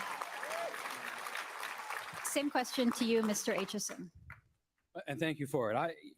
Really, it comes down to me. It's about respect. It's about dialogue. It's about listening to each other. I arrived here in 2019 after a long career, part-time career in municipal politics in Huntsville, last 5 years as mayor. And I was alarmed at how many people in leadership positions in Ottawa didn't understand the first thing about leadership. It's about empowering. It's about inspiring the people and the team around you to great things. It's about engaging. It doesn't happen. And we need to do it in our movement. We need to do it in this country. As a member of parliament, new member of parliament, I've been to Alberta 3 or 4 times now. The first time I went to visit with Mr. Tom Kimmich. We went to tour some facilities, and everybody just kept saying, "You're from Ontario? You're an Ontario member of Parliament? What are you doing here in Alberta?" And I said, "Well, I have a national role now. I think it's important to understand the entire country." And that was foreign to them. We need to listen to each other. We need to do it in our caucus. We need to do it in our movement. Unity is not uniformity, but it is finding the compromise that moves us forward and shows that we have the courage and the character to be trusted to govern and lead this country. Thank you. Thank you, Mr. Aitchison. We're now going to open it up to open rebuttals on this question. So everyone will get 30 seconds to respond on how you would keep Canada united. We'll start with you, Mr. Baber. Thank you. Well, I think, first of all, we have to recognize that there is life outside of Ontario and Quebec, okay? And we have to bring the provinces and we have to bring Canadians coast to coast into the national conversation.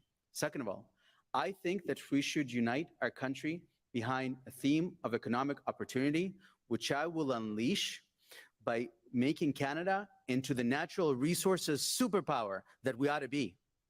And finally, I think that we need to respect our regional differences, but at the same thing, remember that we're all Canadian. And I'm seeing some of our Canadian values being eroded in the last couple of years, whether it's democracy or Canadian kindness that I talk about often. We need, like my friend Scott Aitchison says, restore civility to the national conversation. We need to start loving Canadians again. We're a wonderful country coast to coast, and we need to welcome everyone into the national conversation. Thank you, Mr. Baber. Over to you, Dr. Lewis. We need to respect the various regions of our country. If we look at even a province like Alberta, we have implemented laws that have crippled their economy. Bill C-48 and Bill C-69 actually favors foreign companies over Canadian companies. We need to make sure that Ottawa stops disrespecting certain regions. Even in the Atlantic region, the development of their natural resources are being inhibited by national laws. And we need to make sure that each region comes together and their strengths help to bring prosperity to our nation. Thank you, Dr. Lewis. Mr. Polyev. Well, despite winning 7 elections in Ontario, I'm actually a born and bred Calgarian. I understand the West. Yes, applaud that. I understand the West. I grew up there, spent my first 2 decades there. My family still lives there. And I'm proud to fight for Western Canadians in Ottawa, even while I am an Ontario MP. I also remember the days when the National Party got too liberal and we lost Western support. That risk still remains. And that's why we need someone who is truly conservative, who will stand up against carbon taxes and long gun registries and fight for the values that unite us across the country as conservatives. Only by uniting all conservatives in all regions of the country will we win the next election and bring fairness to every province. Thank you. Thank you, Mr. Polyev. Mr. Aitchison, you have 30 seconds. I'm sorry, I have 30 seconds to rebut what I've just... Well, 30 seconds to add to anything about national unity or keeping the party together. Well, I don't think there's a lot more to add, frankly. I mean, I think what's dismaying is that you see an awful lot of division, even in this race. There's a lot of, if we put on a show that is divisive and nasty with each other, I just don't see how that unites all conservatives. I don't see how it shows to Canadians that we can govern and we can lead. We have to be more respectful with each other. We can disagree without being disagreeable, and that's the only way to unite our movement. Thank you. And final word to you, Mr. Schrey. I actually think it would be a breath of fresh air to have a prime minister in Ottawa who has been a premier of a province and who understands how this federal system works. And I talk from experience. I was part of a government that had Albertans and Quebecers and Ontarians at the table. And you know what? When that happens, all of a sudden people that seem far away in another region, they have faces, they have names, they have families, and they share the same values. And big things get done. In this country, big things can't get done unless there is that leadership. I'll give you an example on Energy East. Did you ever hear Mr. Trudeau say, I am in favor of Energy East? Do you think a project of that size can get done if there's no leadership? Someone who grabs it and goes, I know, I've done it. And that's the kind of prime minister that I want to be, and I will be. And that will be true for Albertans and for all Canadians. But we need to do that. In fact, when that happened, those were the days when the National Energy Program was axed, when we had people around the table who agreed on those things. That's when Canada is at its best. But please, allow us to be that party. Allow us to meet that ambition and to be ambitious enough to grow our economy and recognize every Canadian as being equal and every Canadian as being part of the Conservative family.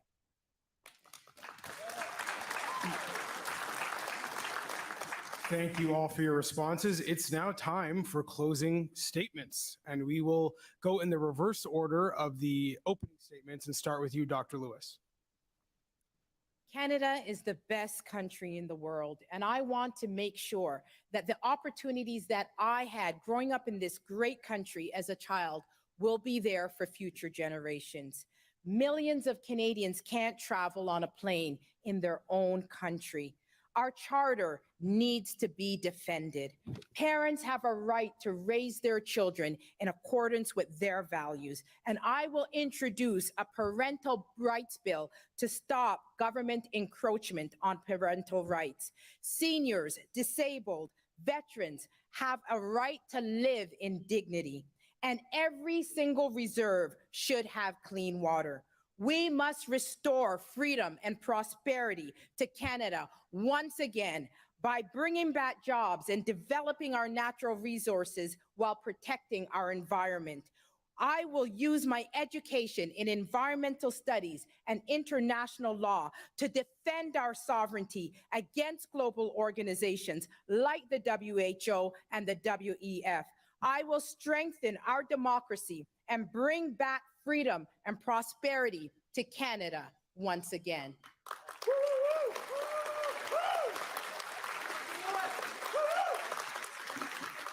Mr. Aitchison. Thank you. Thank you for being here tonight and contributing to the future of our movement and of our country. Our values and principles are timeless. Acting on them and leading with respect is the right approach for our movement's success. Our politics are increasingly divided, and we have stopped respecting those that we disagree with. If we Conservatives are going to grow our party and succeed, we cannot try to out-divide Canadians the way Justin Trudeau does. We must lead with respect and bring our country together. This is the right approach to attract Canadians to our movement, and it is the way to lead to better government that's capable of delivering results.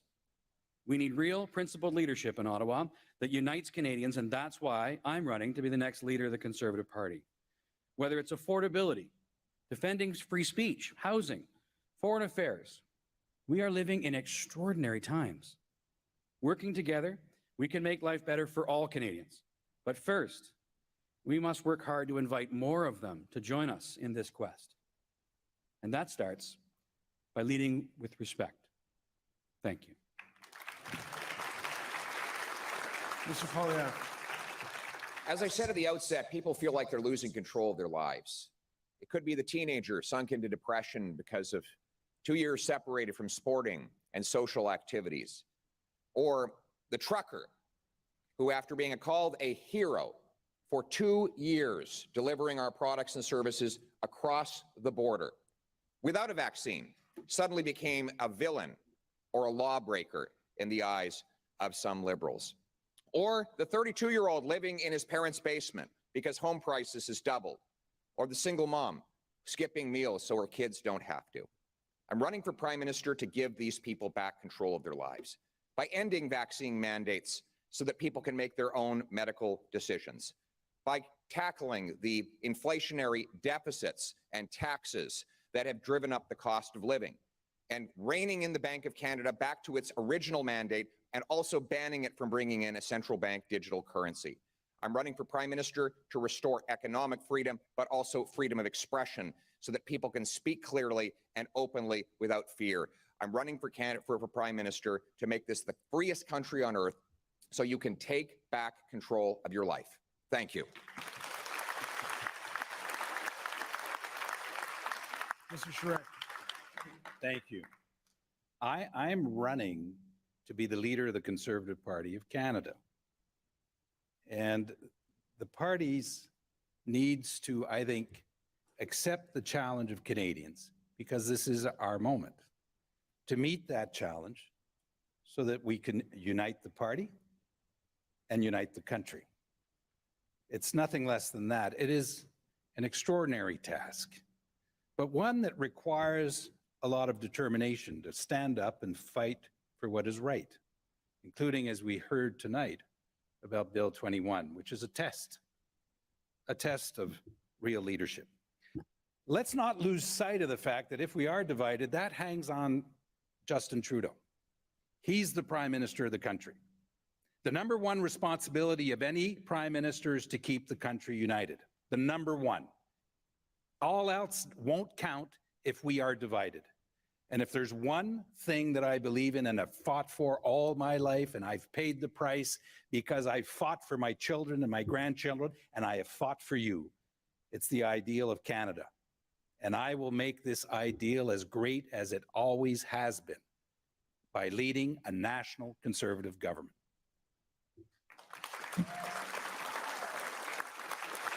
Last but not least, Mr. Baber. Thank you. I was born and grew up in a communist regime. I know the value of democracy, and I see Canada's democracy being eroded. And I will end censorship, 21st century segregation, and ensure free and independent media. I come from very humble beginnings, but I helped build and grow a small business, and I know what it's like to pay the bills. And I'm committed to you and your child's Canadian opportunity. I'm not a career politician, and I don't play the game. I was the only one on this stage to oppose the narrative at a great cost to my career and to my loved ones. Because I'll always stand up for Canadians, even when it's unpopular. And that's what you can expect from me. I'm not afraid of politics or left-wing ideological cancel culture. I will always say what I believe and do what I believe is right. And even if you disagree with me sometimes, that's okay. That's democracy. But you will always know where I stand. Being here with you has been an honor of a lifetime. But I ask you to kindly rank me first, and I'd be incredibly grateful to lead our party and our country. Well, ladies and gentlemen, let's give a round of applause to all of our leadership candidates.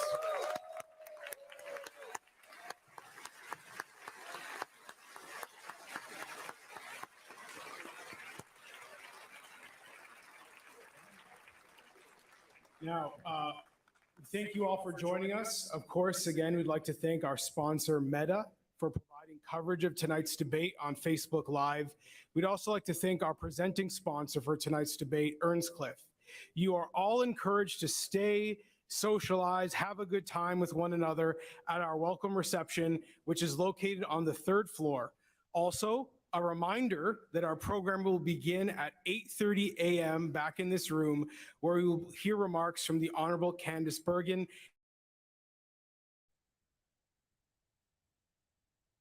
We're not going to scream at each other like Sheree and Jean, I'm afraid. That, as you said with the quote on social media, was the most lively debate I've ever seen for a party, internal debate like that. That was from Dwayne Bratt, the University of Mount Royal University political scientist. Says in all his years he's never seen such a wild leaders debate, and it certainly was wild. Center stage was Sheree and Poilievre. They didn't shake hands coming onto the stage, and they tore into each other. It was brutal. It was it was a knock him down, drag him out type affair. It was a wild night, and it really developed into a two-person debate. It really did. I mean, Aitchison tried to get some kind of high ground and saying I'm the calm voice of reason. Baber stuck to his points and didn't bother getting into it with the others. And Lewis is very disappointing. I thought I'm not sure there was any losers in the debate, but I don't think she came across very well at all. I personally thought Mr. Baber did okay, and as you say, Mr. Atchison sort of took the moral high ground. I'm not calling anybody names, and then everybody just sort of said, "Okay, enough of him. Let's go call names to each other with Polyev and Charest."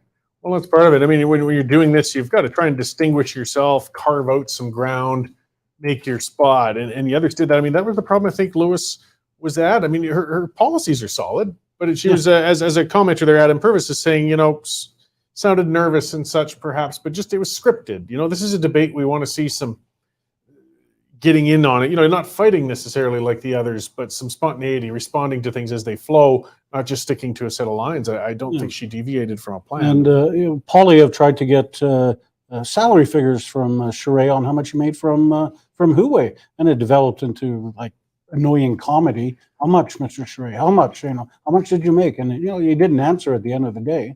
But I think Polyev made his point. He did, and I mean, he tried to corner him on it. But I got to admit, and I like Polyev, and I like how he takes people in debates or in the House of Commons, and he really twists that knife, and he gets under their skin, and he pulls at it. But sometimes you can overplay it. And I mean, as a viewer, I was kind of starting to get a little irritated. Okay, now you're starting to sound, and this is out of me. I thrive on being juvenile, but it was getting, to the point of childish, where he just kept interrupting and interrupting and interrupting and poking and poking and poking. We'll see how that resonates. It gives a flavor of how he would be if he got Trudeau up on that stage too. Oh, sure. And he did the same thing in the House of Commons, looking for the average price of a home in Ontario. And I think he was asking a Liberal minister, and how much, Mr. Minister, how much, and it was the exact same sort of annoying way. But he makes his point. And those two, there's no love lost. I think they hate each other. Oh, there's no doubt about it, and the other part that'll come, and I mean, Aitchison has a point too, though, with this kind of divisiveness, with this,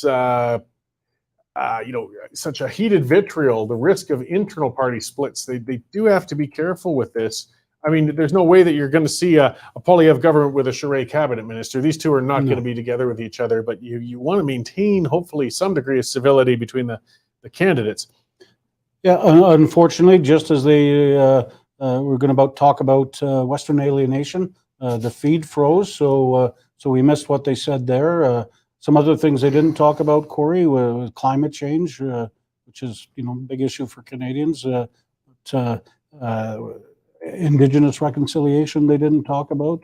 There's some brief mention of Canada-U.S. relations in terms of the cancel culture and whatnot. And of course, they seemed a big cheer, of course, to fund the CBC when Mr. Polyev said that. So. Yeah, and a lot of the people are sick of the CBC. Even some moderate conservatives, I think, are at the point of saying, we just don't need this anymore. Again, Aitchison came out and said, no, we don't need to get rid of that, actually. We need to fix it. I don't agree with him, but he took a stand on it. He's taken a couple of contrary ones. I mean, I didn't expect it to come up as well, but Aitchison's the only one who brought up supply management and said he opposes it. Yeah. He's carving ground, at least in some spots, Well, the CBC's got a lot of money invested in equipment, so I don't think you just sort of shut it down one day. You'd have to have like a garage sale. Garage sale, yeah. We could go over there and that's a good camera for us. We could pick some stuff up for our studio around here. Yeah, exactly. There's some makeup and hair department to fix up some of these. It's going to take more than that, buddy. Well, you won't make it pretty, but you can make it less bad. I don't know where else we can go with this. There's more events coming. Is there going to be a French language debate at some point? That's a good question. I don't know. I'm just waiting for Matthew to check in with Franco Terrazzano from the Canadian Taxpayers Federation. He will not be happy. I can predict right now what he's going to say. There was very little talk about fiscal management and the $1.2 trillion debt. So he's not going to be a happy camper. No, they didn't dig very deeply into those issues very much at all. It was a lot of broad issues, a lot of high-level discussion rather than individual policies, and again, just a lot of insults. So we'll see how that resonates. I mean, how does that sit with the members? That's the biggest question. The people who hold a membership who are going to cast a vote in this. I see Matthews getting queued up over there. It's probably difficult because it looks like a very crowded convention center. Some interesting spectators we noticed. Alberta Premier Jason Kenney, as I mentioned, was down there. Preston Manning a bigwig in the movement. Obviously, he was sitting there enjoying the festivities. Yes, well, and Manning's to be expected. This is kind of was his namesake, his baby, yeah. almost. And Jason Kenney over there, he's probably just happy that for a change somebody else is on the hot seat, Republican, and he's not in the middle of it. That might feed speculation about where Kenney's priorities are too, though. I mean, he's facing, I guess there's only so much he can do, but he's got his leadership review coming up in 10 days or so, and he's hanging out rubbing shoulders in Ottawa. Is that necessarily the best place he could be? Well, I mean, there's no, we're already past the deadline to be a member. It's just a matter of getting them mailed in by next week now. So it'd be interesting to see if other conservative leaders, like Scott Moe, for example, if he is there for the weekend. So yeah, this is the whole weekend conference. I mean, just to remind viewers, if they're not familiar, it's the Canada Strong and Free Network. It's an annual event. It used to be the Manning Center, but it's just a conservative mecca for activists, politicians, media to gather in one spot for a weekend. There's going to be a lot of seminars and speeches and things going on throughout. I mean, this debate just kind of kicked it off. Yeah, no, it's a good way to kick it off. Create some interest, create some stir, and hopefully maybe even some of the mainstream media will pick up on what was said and get the message out. Yeah, so as we get ready to cut over to Matthew, I just want to remind everybody too, I mean, it was unfortunate that we got cut out there for that portion of the Western alienation of all the times. But if you're new to us in our channels, just a reminder, we do these specials. We come out, we cover stuff live. We've got regular shows as well. I mean, my show starts tomorrow at 11:30 a.m. I'll probably review the debate some more. Danielle Smith is at 9 a.m. Mountain Standard tomorrow morning with her show. She might speak to this. And of course, we do these things. So make sure you subscribe, whatever channel you're watching on. We appreciate you coming in. But, hit that like and subscribe button so you can know when we're doing these events and these sorts of broadcasts, because otherwise you'll miss them. And, you're not seeing this on the mainstream television channels. And viewership was great today. Yeah, we had a lot of people tuning in, a lot of good discussion going on in the scroll. It makes it interactive this way. I mean, this beats TV. You can get in there and scrap back and forth with each other a little bit, or compliment and have commentary. The old school television, you couldn't quite do that. And just that other reminder, particularly on Rumble. Follow us there. If you're following us on YouTube right now, you might want to move and follow us on Rumble anyways, because we got thrown into YouTube jail for a little while there at one point due to some stuff on the Danielle Smith show. You just never know, unfortunately, when you will get censored, and getting this direct flow of information and discourse is really important. Hopefully, we're cutting over to Matthew pretty soon here, guys, and we'll just keep babbling aimlessly until it happens. So, what else do we cover on this point? I can tell you more about my chickadee story. Your chickadees, yes, you and your chickadees. I hate that. I hate that bird. I'm going to kill it. Upset maybe tomorrow morning. Let's look at some of the commenters. I mean, there's some heated folks too. Hot Rod saying Pierre is going to win or he will switch. People draw their lines on certain candidates, and this is going to be a ranked ballot of some sort, I imagine, or something like that. He's explaining a bit of how this race works too. So, I mean, it's going on until September 10th. And that's a long campaign period. There's a lot of time for things to change. That's why I don't think we're going to see anybody, even though it seems like it's the top two. They got time to grind and get things rolling. And we got to remember that it's a weighted ballot. Just because you win a lot of support in one region or another, it will not win you that race. You have to get support across this country. And I think that's what Charest's really riding on. Yep. Well, I don't think he's gotten much at the moment. I think the West currently belongs to Poilievre, and Quebec belongs to Charest. And those are the starting blocks. Now they have to whittle away at each other's power base, and the other candidates are hoping that they can come up the middle and almost do what Erin O'Toole did in the last debate when everybody was pretty sure it was going to be Peter MacKay. Yeah, it's not over by any means. As you said too, Lewis was a real surprise that other race. She really came up there. That's part of where I was a little surprised tonight. I mean, before she was a little restrained, things like that. But with that around, she hasn't been in the House of Commons. She's sorry, I'm just looking at the comments to see if people are ready on the outside over there. So, but and she didn't seem to have come across much stronger this time. So it's hard to. No, it's in his practice, right? I mean, Poilievre has been 7 elections. He keeps mentioning it's a lot of time practicing speeches in Parliament. Same with Jean Charest. He's a lifelong politician. He's got the oratory down good. Scott Atchison, longtime MP, is also speaks very well. So maybe something that's Leslie Lewis has got to learn and try and get a bit better, or more of a stage presence. I think is what she was missing. Yeah, and well, we'll see if it evolves over the course of this. Lots of people saying thank you and goodbye. So maybe we'll cut over to our people on the floor pretty soon, I hope. And in the meantime, we will just keep continuing to talk and hope that you hang around until we have more interesting stuff to say. So, we have any word from Nico and the people in they're Hamilton? just getting some sound things together. That we do have Matthew on the floor there, and hopefully we'll come in with some commentary and comments to see, give his interpretation on what he's seen there out at the debate itself. If we still have any viewers left at that time, yeah. And well, who are your guests coming up tomorrow? Who do I have coming up tomorrow? That's a good question. I don't have my. Sorry, I threw you for. I've got Tony Bernardo from the. Right, I need stuff to talk about from the Canadian Shooting Sports Association. And by the way, they're a sponsor, and we can throw some of that out there too. Things that help us keep these shows going. We got Bitcoin Well. They're a great company if you're looking to get into digital currencies.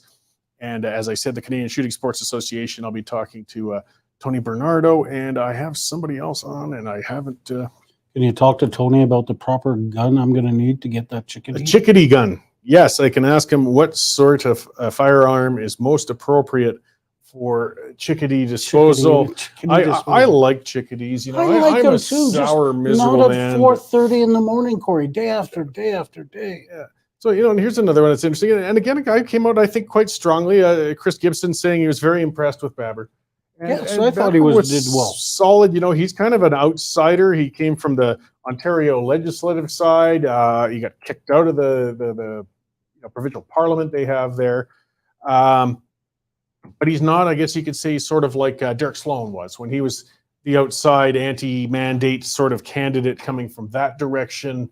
He's more level-headed. I mean, he's certainly standing on the ground of that. I mean, that's where he's built his support. That's why he got kicked out of that party. But he's clearly a reasonable, well-spoken, smart guy, and he's won some support at that. He had a rally in Calgary earlier this week. I don't know if rally is the right word. He had a small gathering, and spoke to that. But I think tonight would be the first time a national audience has got to hear him speak, and I thought he did quite well for himself. Yeah, and again, and that's what gets me is a lot of people hadn't heard of Baber before this. These events, this sort of streaming, things like that, this is how they can reach out across the country because they need that cross-country support. And again, that's where I'm mystified with this absence of Brown. And that was something that was interesting too, when you have a moderator actually called out Brown basically and said, okay, everybody's got 30 seconds to take a swipe at Patrick Brown, who chose not to show up here today. They're actually relatively easy on him. They did, and it was really only Polyev that took the opportunity for the free shot. Yeah, I mean, there were some good lines tonight, I thought. What was it about Polyev said with Charest? There was a few that he took at Charest. He said there's a liberal on the stage. And, look, there's Matthew. Thank God. Great. And so Matthew, pay attention to us over here. No, maybe not. Maybe he's not got the sound in. Yeah, but it says you could see the room's clearing, and they're having some discussions. Pamela Jones-Kenny saying, yeah, what are your thoughts about Brown missing in action? And I'm just mystified. All right, so the debate just wrapped up, and it was very lively. There were lots of boos, lots of cheering, lots of attacks on candidates. Leslie Lewis was surprisingly, she was powerful. Even in her opening remarks, she was the loudest, and she did many attacks on candidates for several reasons. She attacked Pierre Poilievre for saying that he was initially against vaccine passports and lockdown. She rightly pointed out that he was not. Pierre Poilievre seemed to have been, not trying to be biased, but the winner tonight. He went head-to-head with Jean Charest several times. And there was one moment when Jean Charest or Pierre asked Jean how much money he received from Huawei, and he did his classic, just the number, please. And Jean Charest would not give an answer, and it didn't look very good. Jean Charest tried to do a rebuttal and accused Pierre of going back on what he said and saying something different in English rather than French, but it didn't really seem to stick. But yeah, then we had Scott Atchison seemed to be the bringing everybody together, trying to be, bridge the gap. We had Roman Baber, of course, talking about lockdowns, his history growing up in the Soviet Union and the parallels he sees with what's been going on in Canada over the past couple of years. And overall, a lot of good moments. I was live tweeting the entire time. You can check out the videos I posted, and I'll be doing a story on that tonight and really digging into what happened tonight. But overall, it looked like Pierre might have been the winner. We got Rachel here. We're going to see what she thinks about that. Rachel Emmanuel, what did you think of tonight? Who do you think won? Do you think there were any clear winners, or was it undecided? Yeah, so based on audience reaction, I think that Pierre Poilievre was definitely the favorite. No surprise there. Everyone is kind of expecting him to win the leadership race. Obviously, there's still a lot of time left, though, so anything can happen. It was definitely a very lively debate. One of the more interesting ones that I've seen, a lot of little digs here and there. They really kept it lively, and I like that the moderators moved the pace along very quickly. Sometimes with these debates, it can go on for such a long time, but I really felt like it was very quick. They kept the clip short and moved on to the next questions fairly quickly, only allowing a short amount of time for rebuttal. So it was really great. I was thoroughly impressed with the whole production. I thought everyone performed really well. There was a lot of Poilievre versus Charest on attacks. Those two were really going at it quite a bit. And then we saw Roman Baber off to the side. He was really painting himself as a champion for the unvaccinated. I think he really, tried to set himself apart that way. He's obviously relatively unknown. I would say he probably has the lowest visibility of all the candidates. So I think that's a smart angle for him to try to find an audience of Canadians that he feels are untapped currently and pull those voters over. And then, of course, we have Leslie Lewis, who's painting herself as a champion for the social conservatives and the family issues. We definitely see a comparison there with her and with Baber. But again, Baber's sort of pulling himself away from that a little bit more, specifically going for the unvaccinated, not so much the social conservative issues. And we've even seen that a little bit with his commentary online about abortion. Seems something that he's unwilling to open. And then, of course, we have Leslie Lewis attacking Pierre Poilievre on his record on COVID-19 pandemic policies. At the beginning, out of the gate, she attacked him twice really hard. She said, "Where were you at the beginning of COVID-19? You were really quiet on these issues for a really long time." And she's obviously trying to win over some of his voters, or at least be ranked on the ballot shortly after he is. So she understands there's some similarities between him and her there, and she needs to attract his voters in order to win the leadership. Yeah. What did you think of Scott Atchison's performance tonight? It was notable that when the talk came to the CBC, Scott was the only one who said that he would not defund the CBC. He talked about not wanting to burn the whole thing down. What did you think of his performance tonight and his setting himself apart in terms of funding media? Sure. So we have Jean Charest, obviously, as the progressive conservative on the side. A lot of people just like to attack him for being a liberal. Of course, he was a former Quebec Liberal premier. That's something that Pierre Poilievre continues to attack his record on. And then we have Scott Atchison, who is also sort of a progressive, and we've seen that in his policies, as you mentioned. He didn't say he wanted to defund the CBC. He said, "I don't want to burn the whole thing to the ground. I want to refocus it. I want to rework it. I think they do a lot of good work." And we saw that again with some of his other policies. For example, most of the candidates on the stage tonight were very critical of COVID-19 lockdowns, as were most conservatives. And Atchison sort of said, well, they were necessary because of where we saw our healthcare system. Our healthcare system was so fragile. And so we weren't really sure what was going on at first. And that's why it was so necessary to have these policies. For sure. Now we're going to bring in Franco from the Canadian Taxpayers Federation. He's going to give his thoughts on what we just saw. Franco, we didn't see any talk, I think, about the budget being balanced and brought down. What do you think of that? Yeah, that was disappointing that conversation didn't happen. We didn't see any talk about a timeline or a concrete plan to actually balance the budget. Now, we did hear some bits and pieces on where they're going to find some savings. Most noticeably, many of the candidates up there were talking about defunding the CBC. That's more than $1 billion every single year the taxpayers are required to send to the CBC. That shouldn't be happening. But we also heard about ending the $600 million media bailout. So on those two specifics, that was good. But unfortunately, we didn't get any concrete plan out of these candidates on when or how they're going to balance the budget. Indeed, there was not a lot of talk about that. And carbon taxes, a little bit of talk about that. Did you see what you would have hoped for that? Well, the carbon tax issue was the number one thing we wanted to hear. We wanted to hear from all candidates that they would scrap the carbon tax and replace it with nothing. Now, maybe I'm mistaken, maybe I missed it, but the only thing that I heard about the carbon tax up there came from Mr. Poilievre when he said he would fight carbon taxes. Now, I do have to bring up something. Not one time on that stage did I hear anyone say that they support carbon taxes. So from all the pundits a few months ago that said that carbon taxes were a dead issue and carbon taxes are here to stay, that's simply not true. It's not a dead issue, and it's pretty clear that I didn't hear any support for a carbon tax on stage, and that's good news for taxpayers. For sure. Well, it's too bad we didn't see some of the things you would have liked. Maybe next debate. Fingers crossed, right? Well, next debate, we need candidates to be proactive and give taxpayers a concrete plan and a concrete timeline on how they're going to stop the deep dive into debt. For sure. All right, anything to add, Franco? Well, one other good thing that we heard from a lot of these candidates was actually on accountability. We heard a few different candidates say that they would repeal or stop or scrap Bill C-11, formerly Bill C-10, which is the online censorship bill. So it's great to see multiple different candidates actually come out here and speak out against unelected bureaucrats putting our online content under their microscope, because that's bad news for government accountability. Absolutely. All right, Franco, thank you very much. Hey guys, always good to thanks for have you. having me. All right, so there we have it.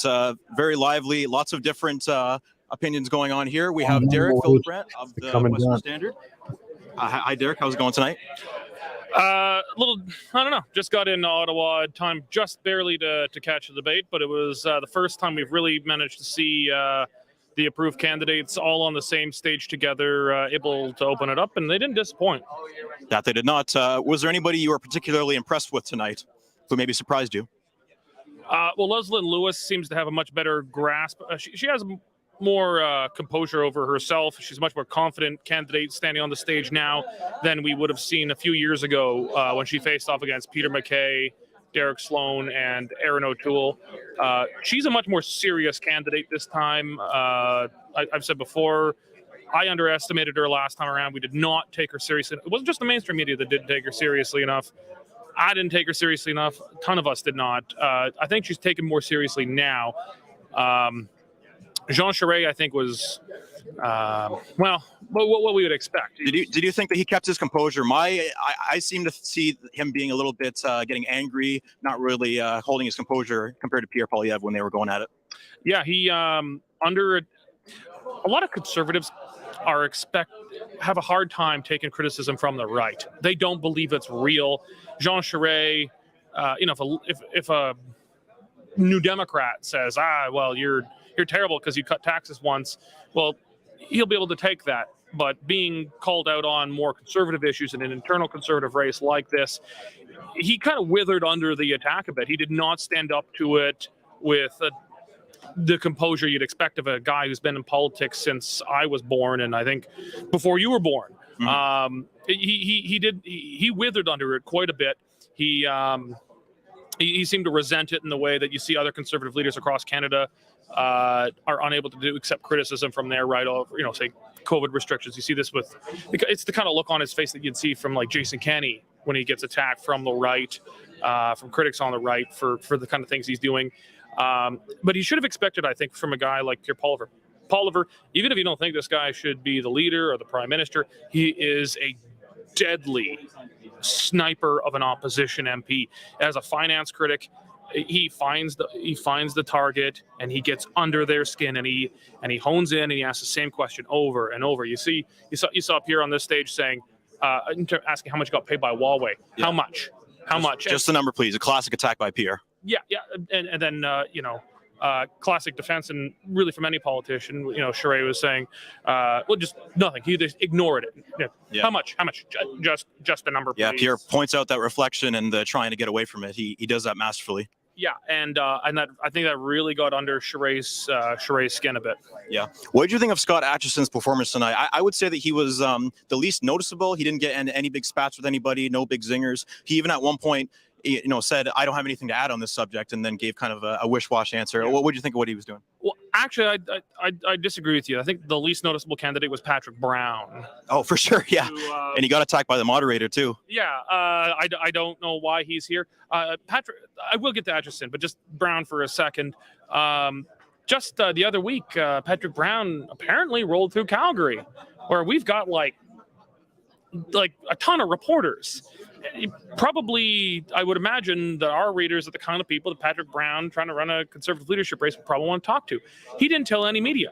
He met with a couple of ethnic groups and buggered on out. Yeah. He's running this bizarre underground campaign. I mean, it's like it's a clandestine campaign, and he's not showing up here to a big room full of pretty influential conservatives. This is a pretty big event on the annual conservative calendar. The only other comparable one is the annual conservative Stampede barbecue in Calgary. This is the other big event, and he wasn't here. It is strange. I've seen someone online saying maybe he's running more for the re-election as mayor of Brampton. Who knows, right?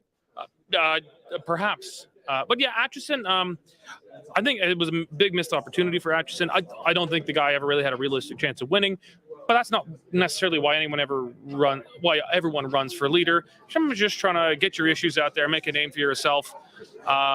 He's got the audience, he's got the podium today.